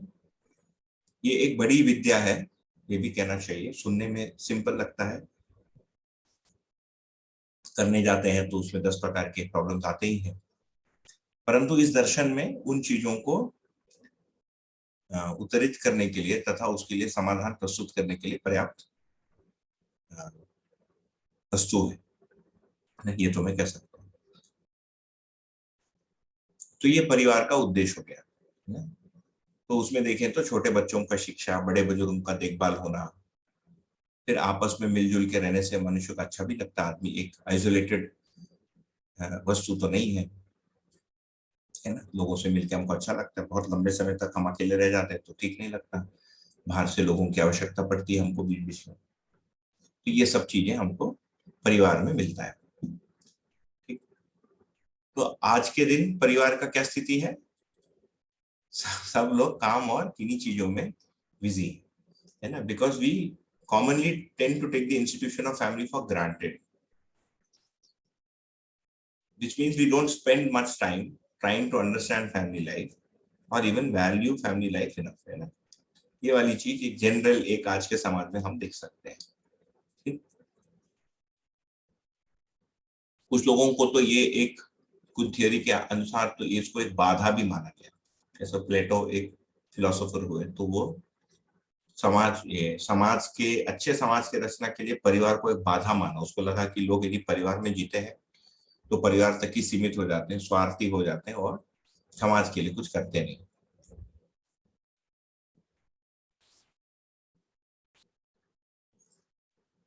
आज के दिन हमको नाम पता है जैसे पति पत्नी, परंतु उन संबंधों का स्वरूप या प्रयोजन हमको पता नहीं रहता है। तो धीरे धीरे शनै शनै जैसे जैसे हमारा ध्यान जाता है अध्ययन के फलन में, तो हम इन संबंधों के नामकरण के मूल में जो उसकी जो क्रिया है, उसका जो प्रयोजन है, उसको हम अध्ययन करते हैं, उसकी स्वीकृति होती है, फिर उसके अर्थ में हम उन संबंधों में प्रस्तुत होते हैं, तब जाके उन संबंधों में कम से कम हमारे ओर से सही करने की संभावना बनती है। संबंध में तृप्ति होने से अच्छा, जब हम सही करते हैं तो भले ही सामने वाला व्यक्ति ये सब नहीं पढ़ा, उसको स्वीकार होता है। That's the other magical thing about this, है ना, जो हमारे लिए एक प्रूफ के रूप में, एक लाइव प्रूफ के रूप में दिखेगा। जैसे आपके पेरेंट्स के प्रति आप ममता करने जाओ, ऐसा हो ही नहीं सकता वो बोलेगी कि मेरा देखभाल मत करो। Nobody rejects affection unless they already dislike you, you know? Then they feel कि हम एक्टिंग कर रहे हैं। तो ये सारी चीजें हमको दिखता है कि अस्तित्व सहज है, they're natural to existence, और मानव सहज, नोबडी रिजेक्ट्स देम। ये एक चीज।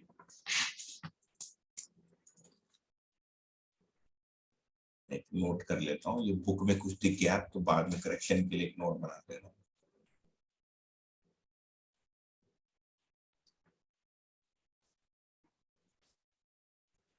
भैया हर एक रिलेशन संबंध में उस मूल्य को हमेशा याद रखना होगा। जैसे ही उस संबंध के बारे में थॉट आती है तो मूल्य याद आ जाने चाहिए, इसका प्रैक्टिस करना होगा। हाँ बिल्कुल। तो स्टार्टिंग तो यहीं से है कि शब्द से हम प्रारंभ करेंगे, फिर उसकी परिभाषा रहेगी, है ना। वो शब्द के बारे में हम क्या सोचते हैं, जैसे स्नेह है, सम्मान है।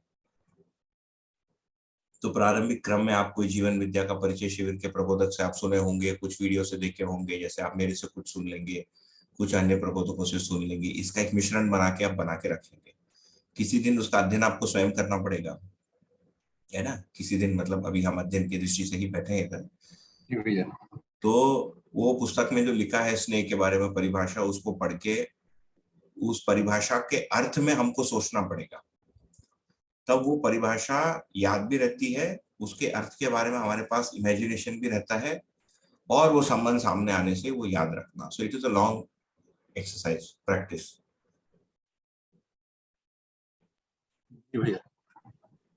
कुछ चीजें हो सकती हैं कि एक व्यक्ति में बहुत फट से ठीक हो जाए।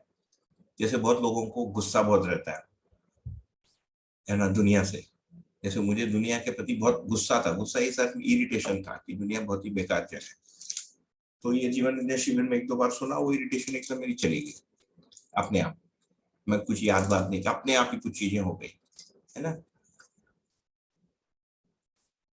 फिर मैं शहर का आदमी था, गांव के लोगों को एक प्रकार से देखता था। मैं जाता था, गांव में रहता था, फिर भी वो भेदभाव का, अभी भी भेद दिखता है, परंतु भाव नहीं रहा। तो ये चीजें, कुछ चीजें हमारे में अपने आप परिवर्तन होने की संभावना है। बाकी चीजों को हमको, जो आप कह रहे हैं, वो करना पड़ेगा, ध्यान देना पड़ेगा। तो अध्ययन के लिए मन को लगाना पड़ता है, इसी का नाम ध्यान है। तो इस दर्शन में ध्यान देने का मतलब है इन वास्तविकताओं पर ध्यान देना शब्दों के माध्यम से, with the aid of words, शब्द के सहारे, परिभाषा के सहारे, ये अध्ययन। इसमें अलग से कोई स्पेशल कंडीशन, सिचुएशन वगैरह थोड़ा मदद करते हैं, बट वैसा अलग से बैठकर करना है ऐसा कुछ नहीं। ठीक है भैया, जैसे अभी एक भैया जी ने भी बात रखी कि अगर हम किसी संबंध में प्रस्तुत हो रहे हैं तो फिर सभी भावों को और जो मूल्यों को देखें। ये तो एकदम से मतलब कठिन लग रहा है कि कैसे वो सारी चीजें याद रखना पड़ेगा और फिर कैसे हो पाएगा। ये सहजता से नहीं हो पाएगा, मतलब डिफिकल्ट लग रहा है। ऐसा लग रहा है बात भी नहीं कर पाएंगे ऐसे तो, मतलब कि क्या बोलूं कि गड़बड़ ना हो जाए, क्या ना बोलूं कि मतलब ठीक हो जाए। मतलब थोड़ा सा ऐसा ही सही लग रहा बात। है। किसी ने हमको क्वेश्चन पूछा और हम गिनना शुरू करते, 1 मिनट रुक जाओ, विश्वास, सम्मान, स्नेह, प्रेम, 1 मिनट रुक जाओ, है ना, कृतज्ञता, चलो तुम्हारे साथ में कृतज्ञता करता हूँ, ऐसा तो नहीं होगा। हाँ।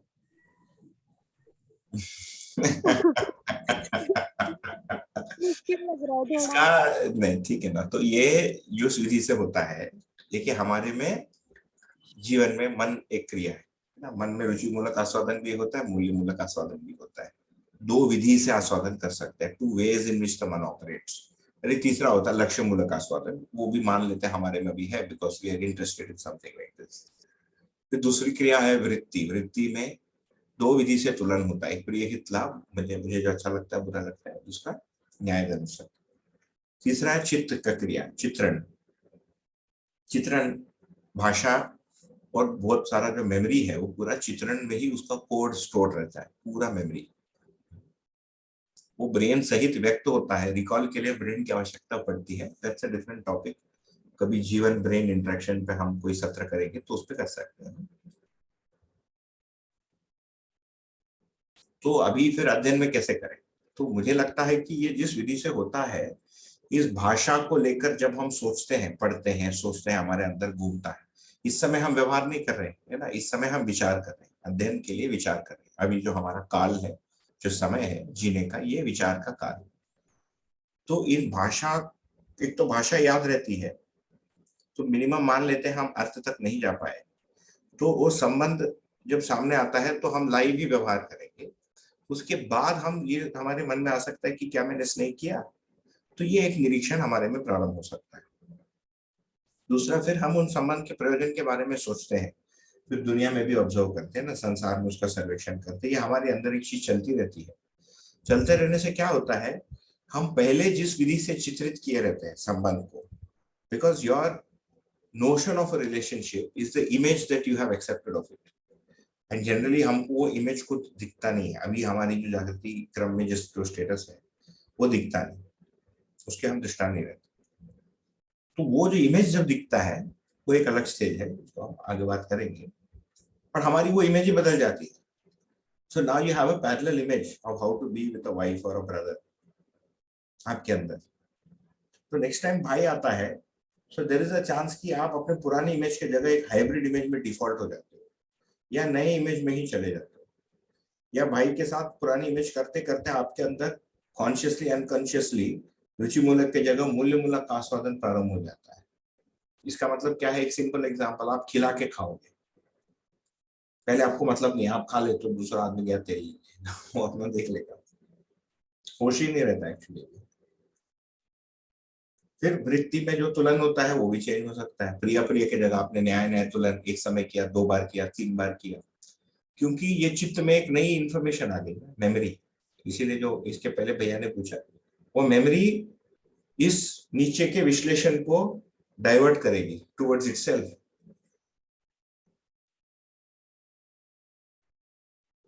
ऐसा आप मान लीजिए आपको मैं अच्छा नहीं लगता हूँ, क्यों अच्छा नहीं लगता हूँ, इसके पहले मैंने कुछ किया जो आपको अच्छा नहीं लगा, आपके अंदर वो मेमोरी है।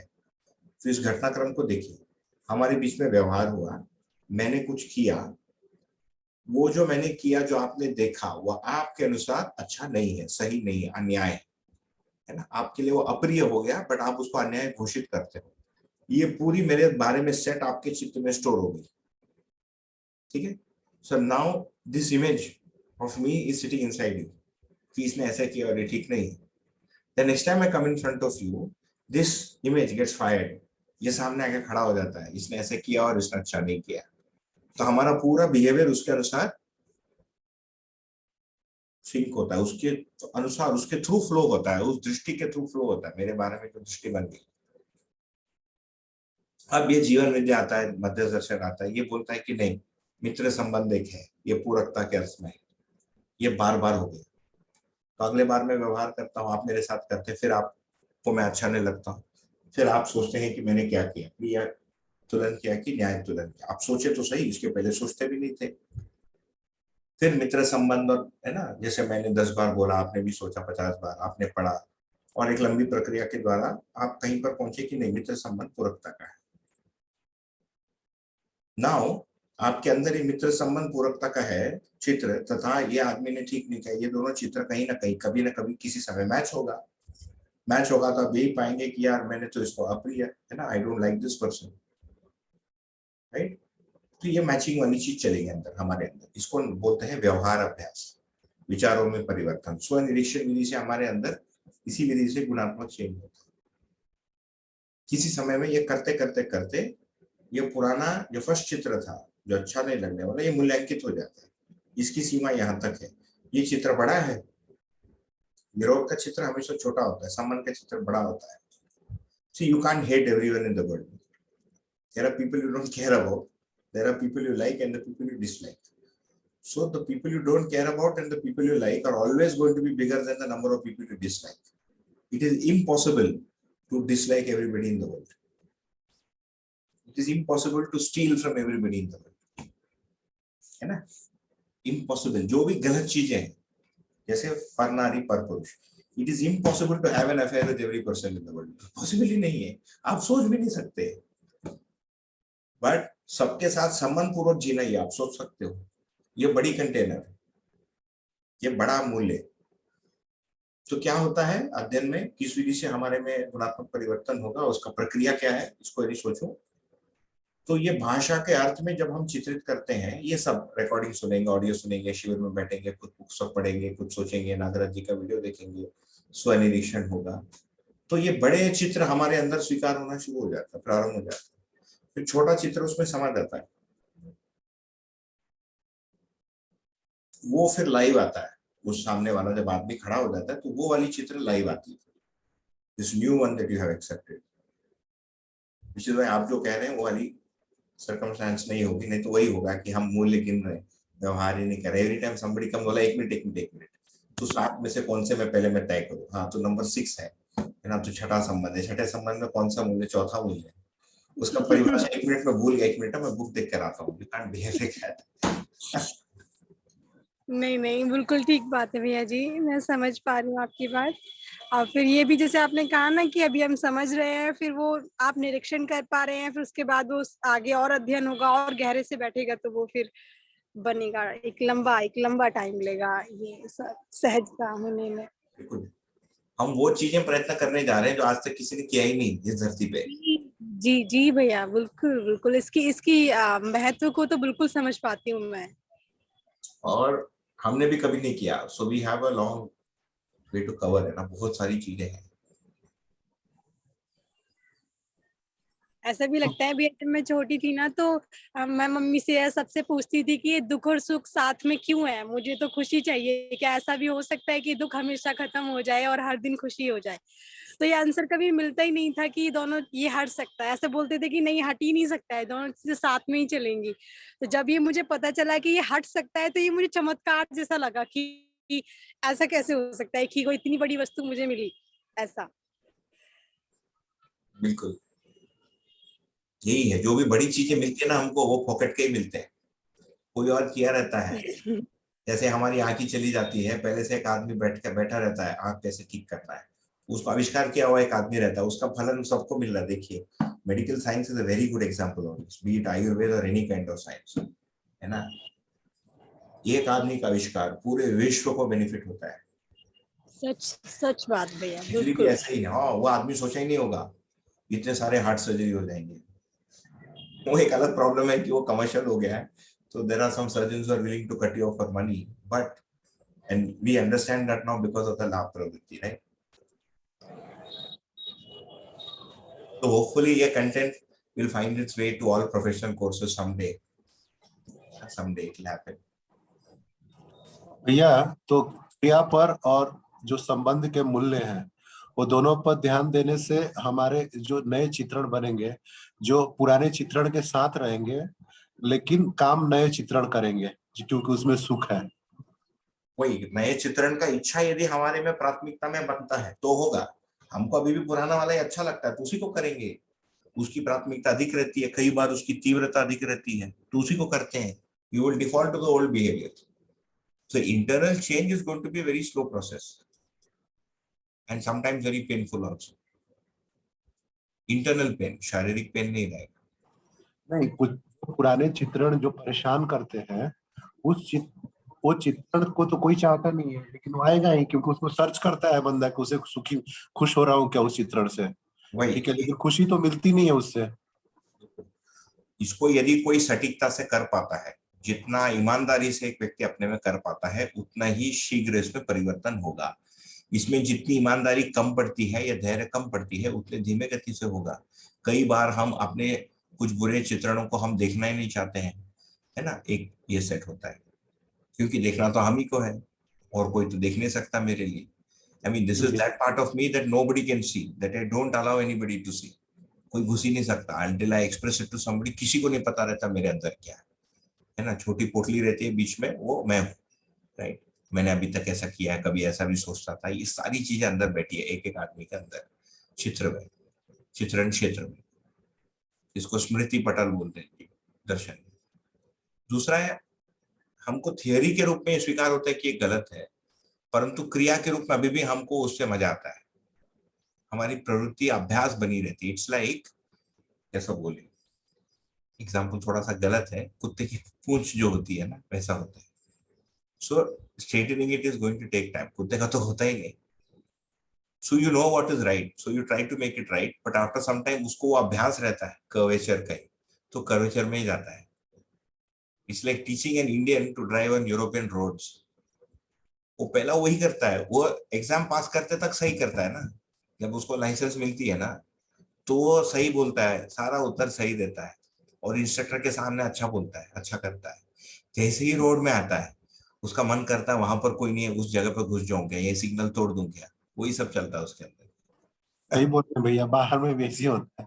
तो जब तक हम शरीर के लेवल पे जी रहे हैं तब तक से तो प्रॉब्लम आ ही रहा है, जब तक जीवन की क्रियाओं के बारे। धीरे धीरे जाएगा, शरीर के हाँ, लेवल से जीने से उठकर जीवन नहीं पर जीना। नहीं हो पाता है भैया, पता है शरीर में कुछ कष्ट होता है तो जीवन नहीं दिखता उस समय। हाँ, जीवन में दिखता है, उसी उसी के लिए अध्ययन और अभ्यास है। तो अध्ययन और अभ्यास का हम एक सत्र या तो करेंगे या एक प्री रिकॉर्डेड सेशन है, वो हम आगे भैया करेंगे। भैया एक रिक्वेस्ट है, भटकर साहब का एक बार मिलते हैं ना सब, भटकर सर के यहाँ कभी, तो मतलब सबको बुला के पुणे चैप्टर को। हाँ, आप पहचानते हैं उनको? अरे सर मेरे ही तो करता धरता है मेरे। अच्छा, मैं तो मिला हूं उनको, वो तो नागराज जी को भी मिले, 2 बार आए मेरे हो। करता धरता मतलब फादर ऑफ सुपर कंप्यूटर है वो। हाँ, नहीं, so if you say you are working in CDAC, he will। हाँ हाँ, सीडेक उन्होंने तो स्थापना किया है। नहीं, ठीक है ना, मिलते हैं। मेरा भी मन है इस बुक का कुछ कल्याण हो जाए उनके हाथ से, देखता हूँ। या कंप्यूटर का एक रेफरेंस आया तो मुझे एक क्वेश्चन था कि ये जो 5 क्रियाएं जो हम लोग बोल रहे हैं, इसमें स्मृति कैसे डेवलप होता है, जैसे प्रभाव और दबाव जैसे बनता है, बाकी की क्रियाएं उससे उसके मतलब बिहेवियर जो बदल होता है उसमें, और उसमें मेमोरी भी कैसे बिल्ड होता है, तो ये थोड़ा सा बता पाएंगे? ये एक बहुत बड़ी टॉपिक है, लंबी टॉपिक है। मुझे लगता है दर्शन के अध्येता के रूप में मैं भी और मेरे साथ और कुछ लोग, हम लोग कहीं कहीं मेरे जानकारी में 2-3 लोग हैं, और भी लोग होते होंगे 10, 5, 15, 20, इसको अभी टटोल ही रहे है ना। क्योंकि कुछ जो मेमोरी है, but I make just to give a quick answer. Memory एक तो is a very long subject कि हम किस किस चीज को मेमोरी बोलते हैं। जैसे सैटरडे संडे को 5:30 बजे क्लास है, इसको मेमोरी बोलेंगे क्या? कैसे टाइप करना है मेमोरी बोलेंगे क्या? कैसा पानी पीना है मेमोरी है क्या? है ना, यहाँ से लेकर ये दर्शन में क्या बोला है उस टाइप की मेमोरी, जो हायर ऑर्डर मेमोरी होता है कॉग्निशन में। कुछ लोकेशनल मेमोरी होता है कि मेरा घर किधर है। कुछ बिहेवियरल मेमोरी होता है ना, कि किसके सामने कैसे करना है। कुछ लोगों को ब्रेन डैमेज हो जाता है तो उसके सिविल के स्किल्स चले जाते हैं ना, कपड़ा पहनना, कैसे खाना, क्या बोलना, नहीं बोलना, बड़बड़ाता आदमी। दारू पीने के बाद भी होता है, सोशल स्किल्स चले जाते हैं। बाद में उसको याद आता है मैंने ऐसा किया, उसको खराब लगता है। तो बहुत सारी चीजें हैं मेमोरी अपने एक टॉपिक के रूप में। परंतु जीवन में जितनी भी क्रियाएं हैं, दर्शन ये कह रहा है कि ये कंपनात्मक गति के कारण है। कंपनात्मक गति का मतलब वाइब्रेशनल मोशन। तो जीवन तो प्रत्येक एटम, बिकॉज जीवन को हम आगे जाके देखेंगे एक गठनपूर्ण परमाणु, कॉन्स्टिट्यूशनली कंप्लीट एटम के रूप में प्रतिपादित है, postulated as the constitutionally complete atom. तो इसमें just like in any other atom or like in a material atom, इसकी एक स्पिन मोशन होती है और एक, है ना, रेवोल्यूशनरी मोशन होती है। तो प्रत्येक जो अंश है उसमें, उसको अंश बोला है दर्शन में, है ना, सब एटॉमिक पार्टिकल्स को। तो ये जो सब एटॉमिक जो अंश है, पार्टिकल है, इसका स्पिन भी मोशन होता है और एक रोटेशनल मोशन भी होता है, और एक पर्टिकुलर रीजन में वो घूमता है, उसको हम ऑर्बिट बोलते हैं। अब ये जब घूमता है तो इस पूरे एटम की और इंडिविजुअल इसकी एक वाइब्रेशनल इस टाइप की एक मोशन भी मिल जाती है। And we discuss that in detail later, जब उसकी पुस्तक आएगी, समात्मक भौतिक और उसका नाम है। तो ऐसे वाइब्रेशनल मोशन भी हो जाता है उसमें। भैया मैं इसी में एक बात शेयर करना चाह रही थी। I was just reading in internet, और मेरा बच्चा है जो बाहर, उसने मुझे बताया कि मामा एक वो चिप आ गई है, जैसे कि अपने ये पेस मेकर लगाते हैं अपन, कुछ हार्ट प्रॉब्लम है उसी तरह से, जैसे ओल्ड एज रिलेटेड डिजीजेस है या मे बी सम जेनेटिक है, तो वो एक ब्रेन में चिप डालते हैं that enhances your learning capacity, your memory, and Alzheimer, dementia, ये सब control करती है। And this chip has been already into process with the human being also. तो 2-3 साल में ये मार्केट में आने वाली है। वाइब्रेशनल, जैसे आप बता रहे कंपनात्मक, जिस तरह से हार्ट पे चिप डाली गई है, उसी तरह से अभी वो उस पे एनिमल्स पे एक्सपेरिमेंट कर रहे हैं। मैं नेक्स्ट वीक वो पता करके जरा अपने व्हाट्सएप पर डालती हूँ, आप देखना, आपको बहुत इंटरेस्टिंग लगेगा। How it will help to enhance our memory power and cognitive power also. बिल्कुल, तो वो समझना पड़ेगा कि जीवन, हाँ सॉरी, एक बात और पूछ रही थी कि ये जो अपन जो डेली अपना जो ये होता है लेसन, उसके बाद में आपका आ जाता है, यूट्यूब में आ जाता है, बट इसकी कोई प्लेलिस्ट कहाँ पर मिलेगी? जैसे सब लेसन एक के बाद एक, मेरे कोई सिस्टर है वो भी सब सुनना चाह रही थी, तो मैं उसको प्लेलिस्ट किस तरह से बताऊं, किस एड्रेस पे ऐसी जो वो आपने जो दी है? वो यूट्यूब का जो चैनल है ना, उसी में ऊपर वीडियोस एक होता है, उसके बाद प्लेलिस्ट बोल के ऑप्शन होता है। यदि आप हाँ, कंप्यूटर पे देख रहे हैं, फोन उस पे ये डालूं आपका ये इवनिंग से कैसे डालूं? मैं उस ग्रुप में प्लेलिस्ट डाल देता हूँ, दैट विल बी सिंपलर, है ना, उसका एड्रेस डाल देता हूँ प्लेलिस्ट, ठीक है, हमारे व्हाट्सएप ग्रुप में डाल। हाँ, ये अनस्टेबल बता रहा है साउंड, हम चलेगा। एनीवे, सो मेमोरी अपने में बहुत बड़ी टॉपिक है कि उसमें चैतन्य पक्ष जिसको हम एक बात कहना चाह रही थी। हाँ भैया एक बात कहना चाह रही थी मैं, एक भैया जी ने ना भी चित्रण की बात की थी, और उसमें मैं एक बात कहना चाह रही थी कि जैसे जैसे हमारी न्याय की दृष्टि बनती है, तो उस हिसाब से फिर हमारे अंदर ना एक ऊर्जा, मतलब मैं पर्सनली ये फील कर रही हूँ, तो फिर आप मुझे बताना कि मैं सही सोच रही हूँ या नहीं। जैसे जैसे हमारी न्याय की दृष्टि बनती है, जितना जितना हमारा ध्यान न्याय पर जाता है और न्याय हम व्यवहार में करने भी लगते हैं, वैसे वैसे मुझ में एक अलग सा एक विश्वास बनता है। और जैसे जैसे मुझ में विश्वास बनता है, तो कोई चित्रण में कोई गलत क्रिया बैठी भी हुई है तो वो एक हल्का पड़ जाता है, वो मुझे ज्यादा प्रभावी या ज्यादा हैवी नहीं होता। तो मैं काफी हद तक अपने व्यवहार को नियंत्रित कर पाती हूँ कि उस चित्रण के चलते, या मुझे कोई खुशी मिल रही है किसी चित्रण से, तो मैं उसको रोक पाती हूँ कि ठीक है, ये चीज यहाँ पर है, इसका इतना ही जरूरत है, इतनी जरूरत नहीं है। लेकिन जैसे जैसे मैं कमजोर पड़ती हूँ, न्याय में कुछ मतलब गलतियां होती है संबंधों में, या जो तीन अवस्था है, तीन व्यवस्था है, उनके साथ कोई अन्याय होता है और मेरा ध्यान नहीं जाता, तो मैं देखती हूँ कि मेरा आत्मविश्वास भी गिरता है, और फिर मैं वो जो चित्रण है वो मुझ पर हावी होता है, और फिर मैं अपने आप को मतलब ऐसा पाती हूँ कि नियंत्रित नहीं हो पाता है मेरा व्यवहार, और फिर मैं बहुत बुरी तरीके से टूट भी जाती हूँ। तो फिर मैं भावनात्मक रूप से भी बहुत, मैं एकदम से एक गिरावट आती है। तो ये बिल्कुल एक चेंज मैं अपने लाइफ में लगभग 2-3 साल से देख पाई हूँ। बिल्कुल, ये वही तो जीवन है, तो एक मतलब एक हम लिखने के क्रम में कुछ अच्छा। जी जी नहीं, वही लिखने के रूप में तो हम 5 क्रिया के रूप में लिख देते हैं, लगता है कि बहुत सिंपल है। जब उसको अपने जीवन में और संसार में परीक्षण करके या निरीक्षण करके देखते हैं या अन्यों में सर्वेक्षण करते हैं, तो देखते हैं कि यही दिखता है कि मामला इतना सिंपल भी नहीं है। जी जी भैया, ये वाली बातें तो रहेगी। तो मैं अभी किसी से बात कर रहा था उनके स्वास्थ्य के बारे में, तो मेरे मुंह से निकला कि देखो, आपको भी ऐसा मानना चाहिए कि आपकी जो प्रतिदिन की जो स्वास्थ्य, और मैं मानता हूँ कि यू कैन मतलब यूज द सेम एनर्जी। भैया आवाज थोड़ा सा पीछे चले जाओ, 2 लाइन।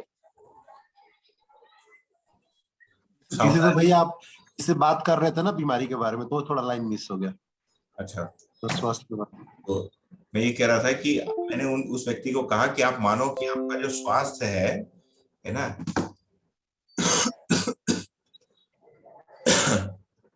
ये अभी स्टॉक मार्केट के जैसे रहने वाला है। किसी दिन ऊपर जाएगा, किसी दिन नीचे जाएगा, कई दिन ऊपर आएगा, सडनली नीचे आएगा। तो इस पूरे प्रक्रिया में जो ओवरऑल ग्रोथ है वो भी हमारा ऐसी है, दिन ब दिन देखेंगे ऐसे ही है। एक ओवरऑल पीरियड में देखेंगे तो धीरे धीरे ऊपर जा रहा है, उसको हमको स्वीकारना चाहिए। There will be good days and there will be bad days, and sometimes there will be very good days and sometimes very terrible days and sometimes blank days. ये होगा, ये हर इस प्रकार से स्वयं को समझ के और किसी चैतन्य रूपी लक्ष्य में चलने वाले प्रत्येक आदमी को होता है, नॉट जस्ट इन मध्य दर्शन, दूसरे किसी भी दर्शन में होगा।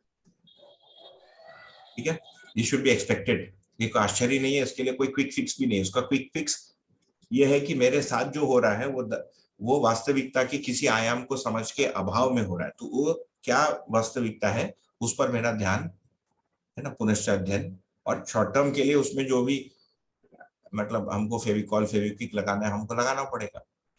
बाहर कहीं घूमने चले गए, अच्छे लोगों से मिल लिए, किसी फ्रेंड को फोन कर लिया है ना, कुछ खा लिया, ये सब ठीक है, क्या करें वो डिप से निकलने के लिए।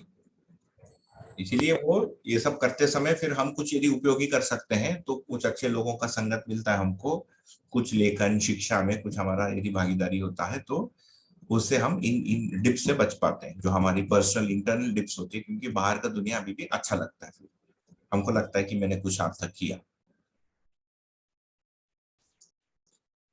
ठीक है ना। Coming back to the memory part, तो वेरी क्विकली, तो ये जीवन की जितनी भी क्रियाएं हैं ये कंपनात्मक गति के रूप में है, तो आस्वादन भी एक कंपनात्मक गति के रूप में है। So if you ask, if you want to imagine what is it stored like, it is actually stored as a vibration, as a result of a vibrational motion in the चित्त। इससे अधिक उसका कोई विश्लेषण नहीं।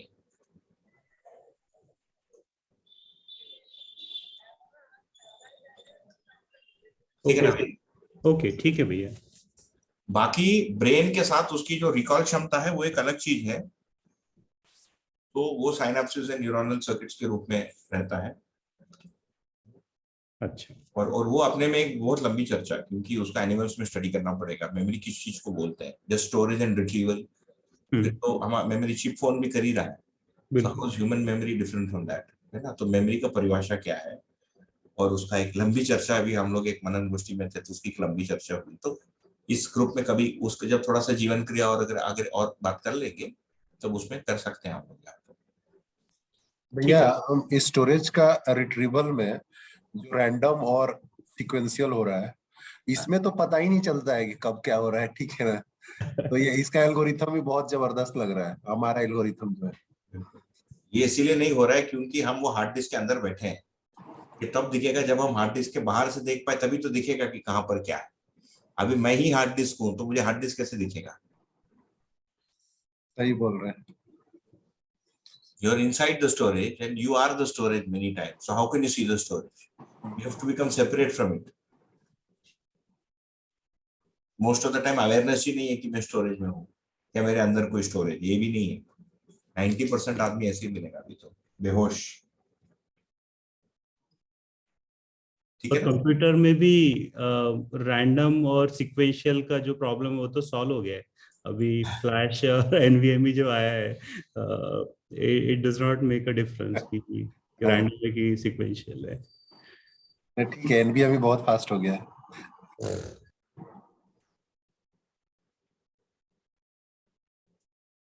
तो कमिंग बैक टू परिवार, तो इसमें यदि देखें तो मटेरियल थिंग्स की आवश्यकता है, भौतिक वस्तुओं की आवश्यकता है परिवार में, परंतु ये सीमित है, ऐसा नहीं कि असीमित है। और भाव के पूर्ति को हम फिर भौतिक विधि से पूरा नहीं कर सकते, है ना। इसीलिए कुछ बच्चों के भी लगता है थोड़ी दिन के बाद कि हम उनको कुछ मिला ही नहीं, क्योंकि उनके अंदर उनकी जीवन गति को कुछ मिला नहीं रहता, उसको वस्तु मिला रहता, वो वापस पैसा पकड़ा देता है पिताजी। ये बहुत बड़ी क्राइसिस है। क्योंकि यदि हम देखें, और ये सब आप पढ़ सकते हैं ना, ये बुक तो आपके पास है, so I don't think I have to read out, जो ऑलरेडी लिखा है, इतना इंग्लिश शायद सब लोग पढ़ लेंगे। तो ये प्रॉब्लम ये है कि संबंध को फिर हम एक कॉन्ट्रैक्ट के रूप में देखते हैं ना। तो मैरिज को सोशल कॉन्ट्रैक्ट बोला है। Contract can be written, broken.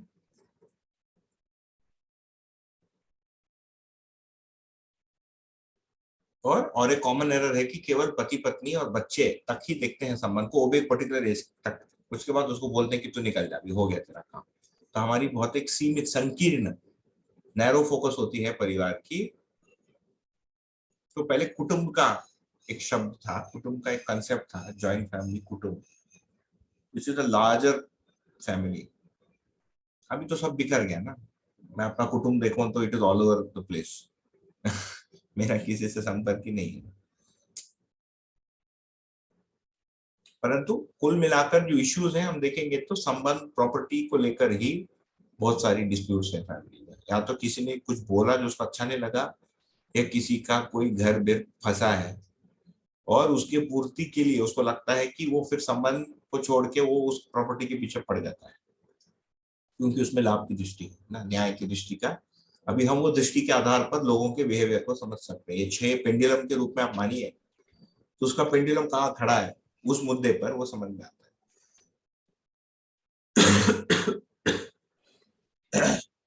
इसलिए परिवार जो है हमारे जीने का बहुत एक मूलभूत, एक फंडामेंटल एक पक्ष है, जिसको ठीक से समझने की आवश्यकता है। ये 8.1 पेज नंबर 244 में आपके लिए कुछ परिभाषा, ये सारे एक्सरसाइज हम लोग भी कर ही सकते हैं। कितने बार हम लोगों का मजाक उड़ाते हैं, कितने लोगों के मूल जाने पर हमको विश्वास है, that you should never doubt them। कोई एक आदमी मिलता है क्या जिस पर हमको कभी भी शंका नहीं हुई? जब हम लोगों को मूल्यांकित करते हैं तो बेसिस क्या होता है? बहुत सारे उसमें पॉइंट है जो ऑलरेडी हमारी चर्चा हो चुकी है। और यहाँ पर ये क्या है, तो चैप्टर समरी है। I think I'll avoid this. I have given the summary many times. This is not an online lecture ना, आप उसको फिर खुद पढ़ ही सकते हो, दिस बुक इज अवेलेबल, तो आप लोग इसको पढ़ सकते हो। तो ये संबंध के बारे में यहाँ पर समरी दिया है। तो ये मानव संबंध, 7 संबंध, उसमें 9 स्थापित मूल्य और परिवार में जीने पर हमारी बात पूरी हो गई। अब हम समाज में व्यवस्था को अगले सप्ताह से प्रारंभ करेंगे। We are thankfully coming to the end of the परिचय शिविर, it will be longer. ठीक है, रोक लें। आप गला खराब था फिर भी आपने पूरी क्लास चली। Thank you so much. नहीं थैंक यू। लॉन्ग था ऐसे, ठीक हो गया। अच्छा, सबको नमस्ते। नमस्ते भैया। बाय। नमस्ते सभी को। थैंक यू भैया। भैया मैं वो पढ़ रही थी संबोधन पे, संबंध से संबोधन से संबंध पता चलता है। आप तो इतने छोटे हो, आपको भैया बोलते जी। बोलिए भैया ही बोलिए। अभी तो हाँ, अभी तो रोड में मुझे अंकल बोलने लग गए लोग, तो मुझे लगता है बुढ़ापा आ गया। तो भैया बोलते भी, एक तो गुरु पदवी पे है और ऊपर से उम्र में इतने छोटे। Hello. Thank you. Okay, bye. Hello. Hello, Rishi. Hello. Show. Come and show your face. Come on, come. I have seen a beautiful face, Dad. आहा। ब्लड है ना? हेलो, हाँ, लंबे लंबे बाल। हेलो, क्या नाम है आपका? What's your name? Pihu. Pihu. Okay. Beautiful. ये हमारे नेबर है, हमारी बेटी की दोस्त भी है। ये दोस्त भी है। ओहो, पीहू नाम भी बहुत सुंदर है। पीहू। ठीक है। You know what is Pihu? You know the meaning of Pihu? Yeah. What? Tell me. Pihu is a bird. Bird. है बेटा, एक चिड़िया का नाम है पीहू। चिड़िया।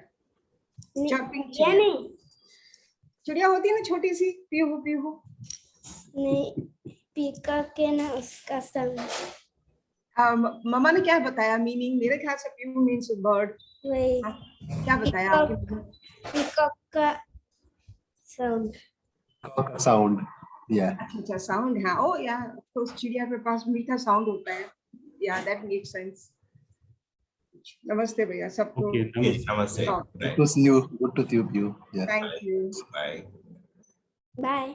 Bye.